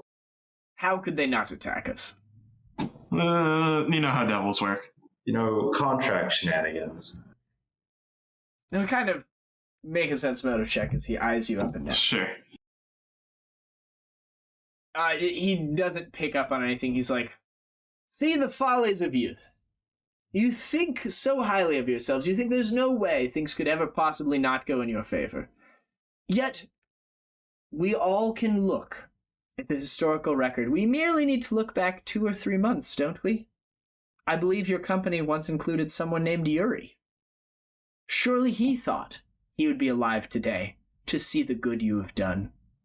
But alas. Yeah, that was a scary crocodile. Soldiers make sacrifice. But a sacrifice for what? Your empire of sand? What do you mean? Look We at have a all we have commune? accomplished. All you've accomplished, there are dead in the street. You are here begging favors to try and establish a form of government which may not exist a week from now. But it exists today. Ah, the impetuousness of youth. He'll like pour himself another drink. I love these discussions. He'll continue chatting with you as much as you would like. Yeah. He'll certainly be part of the board Is of there- governors. He'll just be a dissenting voice. Do we need unanimous consent? No, you just needed to have 5. Yeah, we just need people in the You room. just needed the quorum. Yeah, as long as we have enough people in the room. Yeah. Yeah, and if you guys don't reveal the the Kintargo clause within the contract, he has no way of knowing that you guys have a path to actually establishing Kintargo as a free nation. Or sorry, Ravounel is a free nation. So he just assumes you guys are flying by the seat of your pants as always. As we're, Continue calling adventurous. you out on it. Nice. So, but yeah. Oh, we have nothing wrong with objectors. We're not going to murder them, only if they rise up arms against the state. They could say Then they we can talk. met with a firm, deathly hand. Yeah. They can talk shit all they want. That's their right, freedom of speech. But the minute they start trying to overthrow the government, well, then I cut them in half. I think our First Amendment is the right to bear arms. I'll be like, listen, my Right to bear Both side. sights and guns. Yeah. I can say this to you, though I cannot say it to many of my other peers. I have no particular, heartfelt allegiance to Thrune. It's just the most logical place to put my eggs. I'm in charge of my holdings. I want to ensure assets for my children and their children. I want to ensure my employees continue to have a place to work. I want to ensure these things continue. I wish to secure trade agreements with neighboring cities within Ravounel. Wouldn't it be easier to secure trade agreements with other countries if this was its own place? What? You seek to make Kintargo a sovereign nation? Kintargo. Yeah. Or Ravounel in general. Surely you've been we'll be drinking fine. too much. He'll top Of course we are. Do you have anything stronger? And I'll show you what I'm really talking about. Hey, Yeah. we already have his vote. We don't need to offer tell you him, to, so. he's being generous. You guys can drink whatever you want. He's having a good time. We don't tell him about that because he's still at least a Thrune sympathizer. Damn it! I was gonna So try if to we don't charge tell him. him our success way. I was gonna challenge him to a drinking contest, but I rolled a 1. Yeah, he basically tells you that his goal is to Self-interest, as all devils he are. has current trade agreements, but if he could strengthen those, that's he's like, if we were being as objective as possible, if I was to vote for someone, be it Jilia or whoever is Lord Mayor, I would want to know that they would continue to uphold my existing trade agreements and ensure that new ones could be made without a bunch of legal hassle. He'll gesture at the room. He's like, I'm obviously well off. I don't seek to increase my own wealth. I'm obviously older. I only have a few years left, but I wish to ensure a comfortable living for my descendants. And, we do not have slaves, but we do employ a good 1,000 or so workers throughout Ravounel, maintaining trade routes, things like that. He'll tell you his business consists of a lot of lumber, where they take trees and plane them and then they ship them out and stuff like that. So when the blockade was happening, it was really bad for business. And that blockade was a result of Jilia pissing off Thrune, and then they came in and punished everyone because of it. So that's why he's not in support of all this hot-headedness. Can I convince him if we deregulate the labor industry that he can take advantage of his workers legally, so he would vote in our direction? Can we lobby in a direction like that with the How diplomacy? do you own a co-op and He's like, my workers are already hard workers, and besides, it's much more difficult to maintain a force through violence or, oppression in that way. He'll say the Tansen family, as many others in Kintargo, we did once own slaves, but just looking at the financials, it was not wise. I abolished our slaves, not for any moral reasons. I make no claim. I am entirely neutral in this matter, and seek only to follow the almighty coin. We just make more money by hiring people and paying them a fair wage.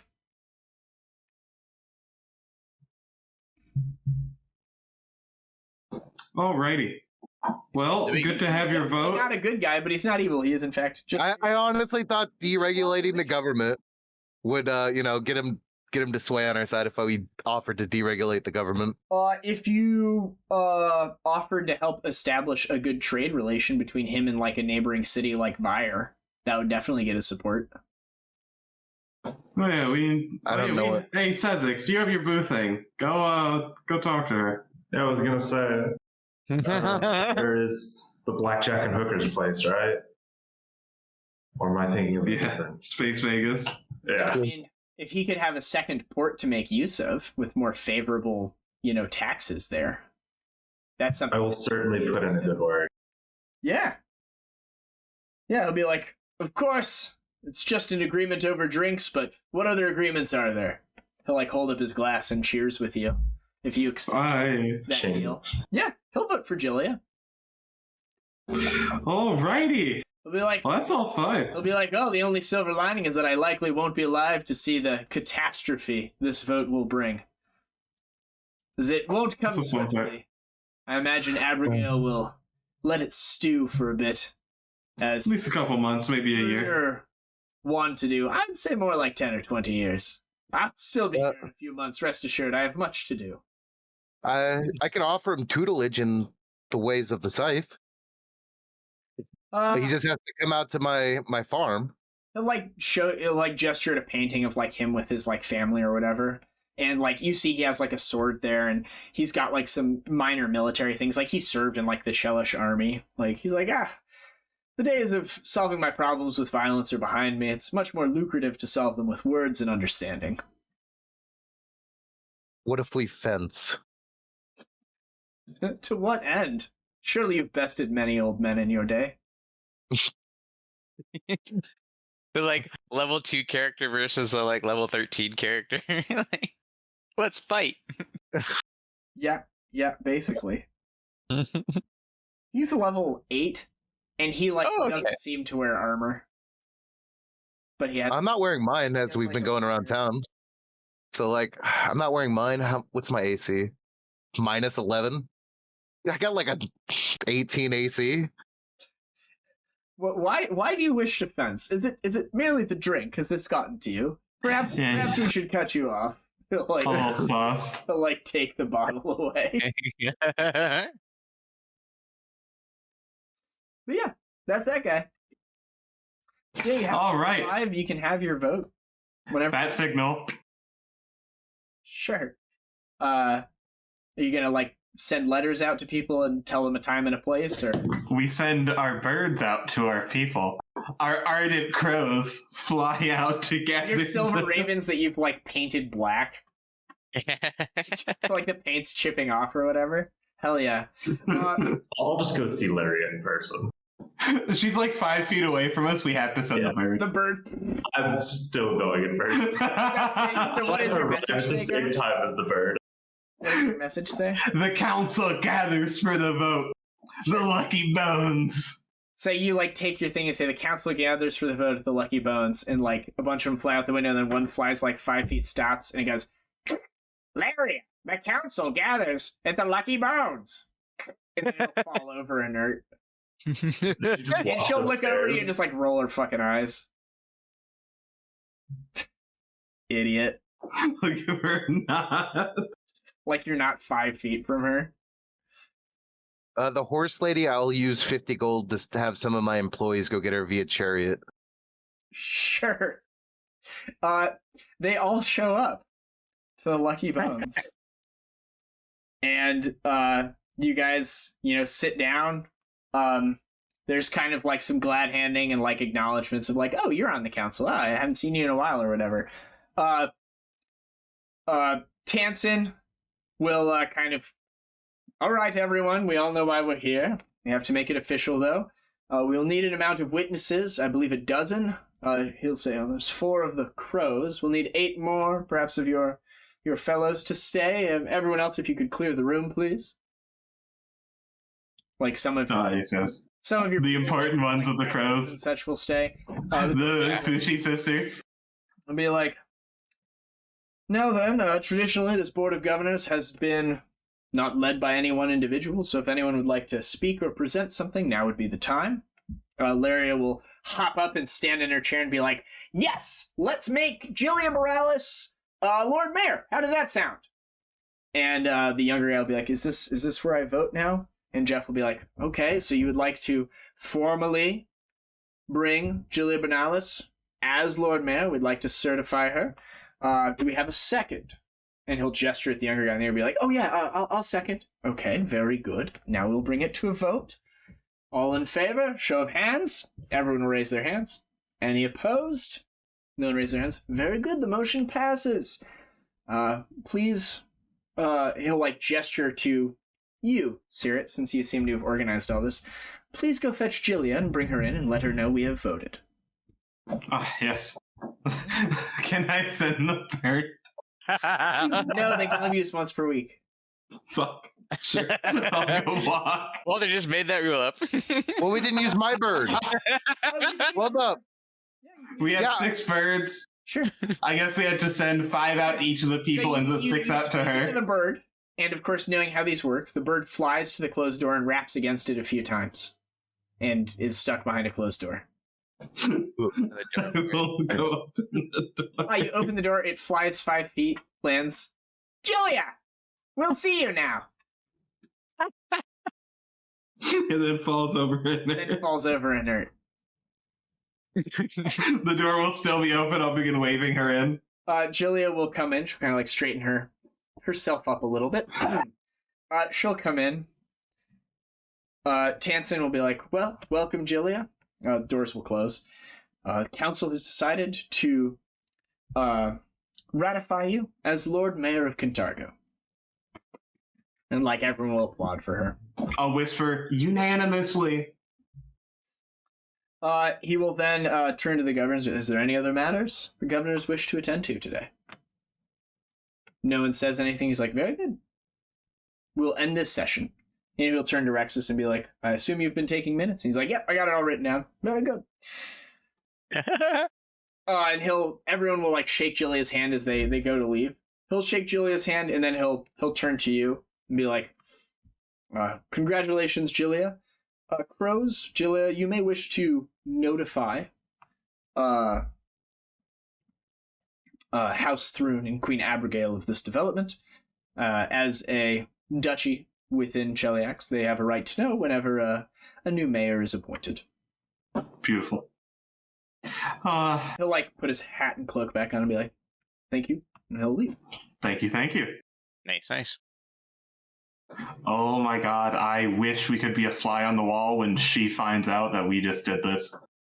Because I think she is the only other person alive that understands what's going on right now. Yes, I mean, they certainly have a copy of the Chelish Covenant as it's their contract. So what sort of letter do you want to write? A very brief... the Council of... we should probably include that a new governor has been elected by the Council of Governors. Like Rexus, a new page. Draft a letter. Use big words. Pursuant to cite whatever is appropriate. I, Jilia Morales, have been elected Lord Mayor of Kintargo. The aide-de-camp of my ardent crows will be pardoned of any crimes they've committed in the service of Kintargo. We should put that in there. What else? Appreciate it. Good looks. Oh, yes. Pursuant, we should use that again. That's a big legal. Unanimously as well, yep. Oh, yes, unanimously put that in there. Rexus is like feverishly scribbling. He's like, okay. Yes, pursuant to the stipulations present in the Kintargo Contract, we announce our independence from Cheliax. I like that. No legal standing to hold us any longer. The Duchy of Ravounel declares herself a free land, the seat of power being in Kintargo. Yes, I think that just about does it. Anything else we've missed? I like it. All right. He'll like write it and seal it, have her look over it. Looks good. They'll seal it up.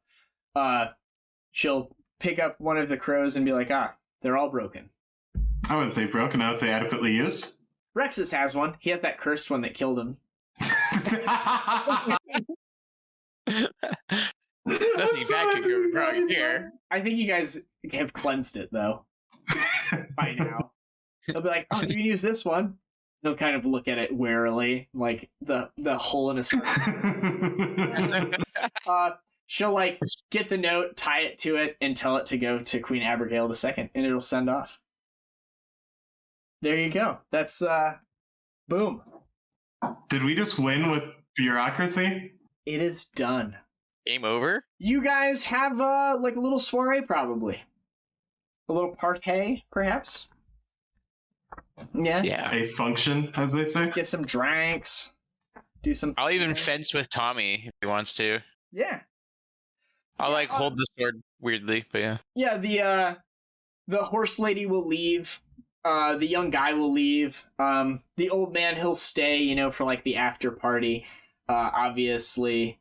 Your halfling friend will stay there. And the grandmother will, having done her duty, kind of say goodbye to Buddy and be like, I'll see you next week, maybe, and she'll leave. Yes. But, yeah, Jilia, or, sorry, not Jilia. Laria and Jeff Tansen will, like, get into a big debate, and, like, all in good fun or whatever, but they'll just be, like, going back and forth on, like, freedom and law and order and, like, stuff like that. Even, God. Lictor Octavio will show up, and someone will be like, you're out of the paperwork, and he's like, no, we finished the pre-filing. He's, like, very Beautiful. excited. And he'll come in and, like, ask what he missed, and you guys will be having a good time, and, it'll go late into the night. The camera will pan up and out from the Lucky Bones. The music will die away, and it'll pan back down to, maybe somewhere, like, in the trade district. There'll be, like, a shopkeep closing up for the night. Like an older guy. He's got, like, little glasses and spectacles and white hair, and he locks his door and, like, checks that he has everything, and then he unlocks the door and goes back in there, and he gets, like, a small package that he got special for his wife because it's, like, their anniversary coming up, and she thinks he forgot, but he didn't. And he'll throw it in his satchel and go outside, and he'll latch the door, and he'll start walking down the street whistling a little bit, and he'll hear, like, a rattle, and he'll look over, and there won't be anything. He'll, like, keep going, and he'll, like, round a corner, and he'll look and see a couple of kids there, and he'll, like, give them a friendly wave, and they'll give him a wave, and he'll keep walking, and he'll make his way out onto the Bleak Bridge, and now called the Silver Span, and he'll... And jump off of it? With a helm of underwater action? No, he'll pass by, and he'll, like, kind of get to the crest, and he'll look out over the beautiful waters and kind of just be enjoying things. And then something will enter his back from the back, and he'll, like, be cut in half, and his body will fall into the water. There'll be, like, a little spray of blood. Top half will fall in. Yes. Fun. In the morning, those of you who are, like, wearing off your hangovers or whatever, or, like, stretching, maybe someone, like, goes and opens the front door to the Lucky Bones. There will be a visitor there.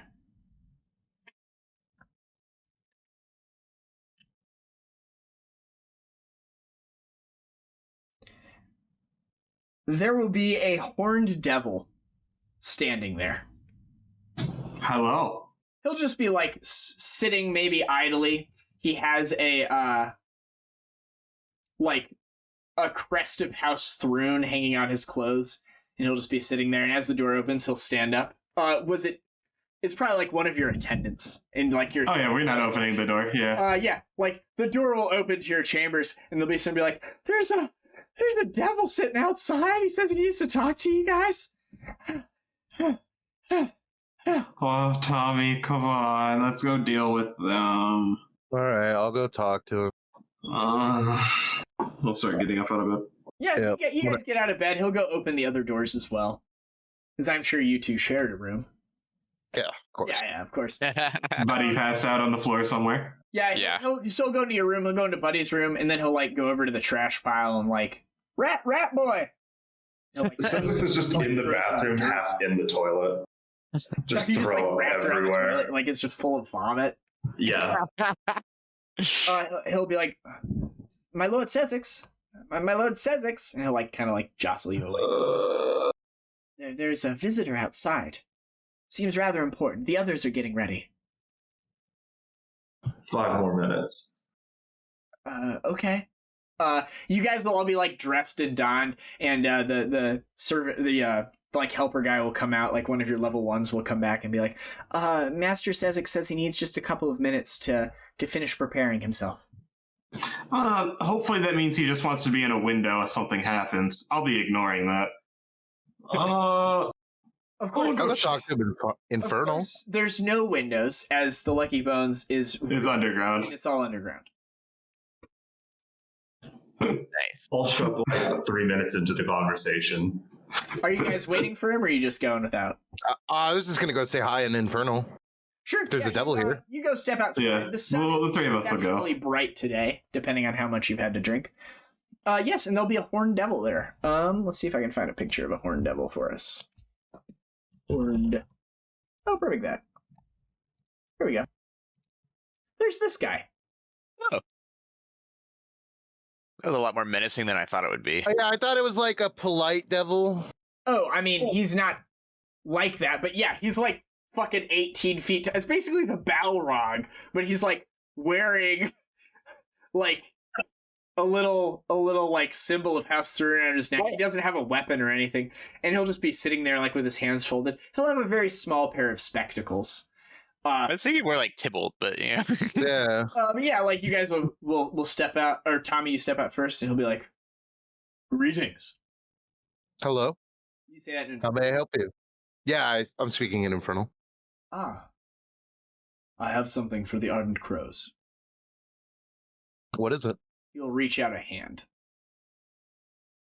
He'll snap his fingers, and a piece of paper will appear, like surrounded by fire, like, and as the fire spreads, the paper will grow until it kind of disappears and wisps, and there's just this paper here and the smell of brimstone. And he'll hold it in his hand to where the writing is facing him, and he will hand it to you. I won't take it, and I'll ask Seer what's happening. I'll say that in common. Well, he's giving us a piece of paper. I don't want to touch it. Sure, I will touch it. You touch it, and as you take it from him, he'll be like, "Thank you." And he will he'll give you a nod and take a step away, and he'll just like teleport out. You have this piece Cool. of paper. What does it say? Lord-Mayor Jilia Boralis, we thank you for your notification that all is well in beloved Kintargo. It does us good to know that at least one of our cities has found peace in these trying times. After consulting with the church, the military, and our trusted advisors, we have come to a similar conclusion. At this time, an official Chelish military presence in Kintargo is unwarranted. Should this change at any point in the future, know that we will eagerly await an opportunity to bolster your fine city with our troops, who remain ever vigilant and ready at a moment's notice to come to Kintargo to provide such aid as we can. We shall be in contact soon to discuss further ramifications of Kintargo's situation, and we sincerely hope that all of Ravounel remains quiet and safe. Know that unrest still plagues Cheliax, and we cannot guarantee the safety and well-being of Kintargan or regional citizens of Ravounel from this point forward. Should they find themselves in areas of open conflict. Know that from this point forward, official transport of supplies and resources from Cheliax needs to be focused on securing our nation's safety. We trust and hope that you have enough to get by on your own for the immediate future, yet our arms always remain open should you require our aid in the future. We shall speak soon. Her infernal magistrix, Abigail II of the thrice-damned House of Thruin, by the might of Asmodeus, Queen and Empress of Cheliax, and of its other realms and territories. She's pissed. So, shipping embargo, we're Cuba now. Yeah. Okay. And yes, with that, you guys have liberated Ravounel from Cheliax. You guys have done the thing, freed the folk, all is well in the world. Again, another day for celebration. Like, yes, we got the letter.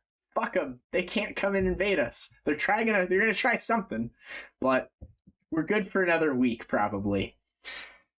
And yeah, of course, you know, you're adventurers. The life of an adventurer isn't a quiet one. Certainly down the road, news of these murders will reach your ears. Certainly other areas outside of Kintargo are going to need your help, as you have to secure all your borders. As now, you are a plot of land unprotected by the might of Cheliax. Nidal has your border to the northeast, the land of shadow, deception, trickery, pain, death. Pain. On your doorstep. So much pain. Perhaps there'll be something there. Perhaps the large forest that you were in beforehand that you've just stepped a toe into. Perhaps that would come into play. But for now, we'll call that good for the session. Got another little dovetail here. You've finished that off. You've finished part 2 of this book. You are still level 13. This is a longer book. Cool. Stretching it out a bit for your levels. But yeah, good session. Any questions about like plot stuff? It's all pretty straightforward. Seems to make sense. Yeah. Yep. In another couple months, we'll reconvene. Yeah. Part of that pardon, can we get atonements for free? Or do you think she would have gave us atonements? I can give you an atonement for free. That's literally my job here. Because I was thinking about maybe my next upgrade getting merciful on my weapon. So I don't have to take a -4 and just never do lethal damage again. Hell yeah. If you would like to come and understand that not everyone needs to die in combat and sometimes we can save people, if you would like to come have a conversation, I'll cast Atonement on you. Do you not remember the whole first book where Stuart was, Tommy, no, you don't need to kill everyone? Well, that's why now that I've been pardoned by the state, I'm going to get an atonement. Wait. And then I could get merciful on my weapon now that I know that's a possibility. Look at you evolving. I could play exactly how I want by murdering motherfuckers without a -4, dissecting them, and if I crit ×4, they don't just explode, they just go, I'm unconscious. They might still Get a explode second sight with Mercy.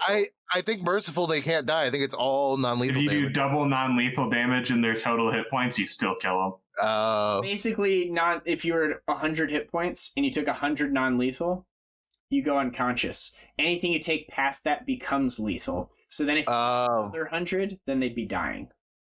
Gotcha. So like if you do 100 damage to a guy that has like 10 health, they're dead. Okay. It doesn't matter if you hit them with a beanbag, it just goes through their fucking skull. Yeah. Gotcha. But yeah, we will stop there for the day. See y'all next time. Good job. Bye. Bye.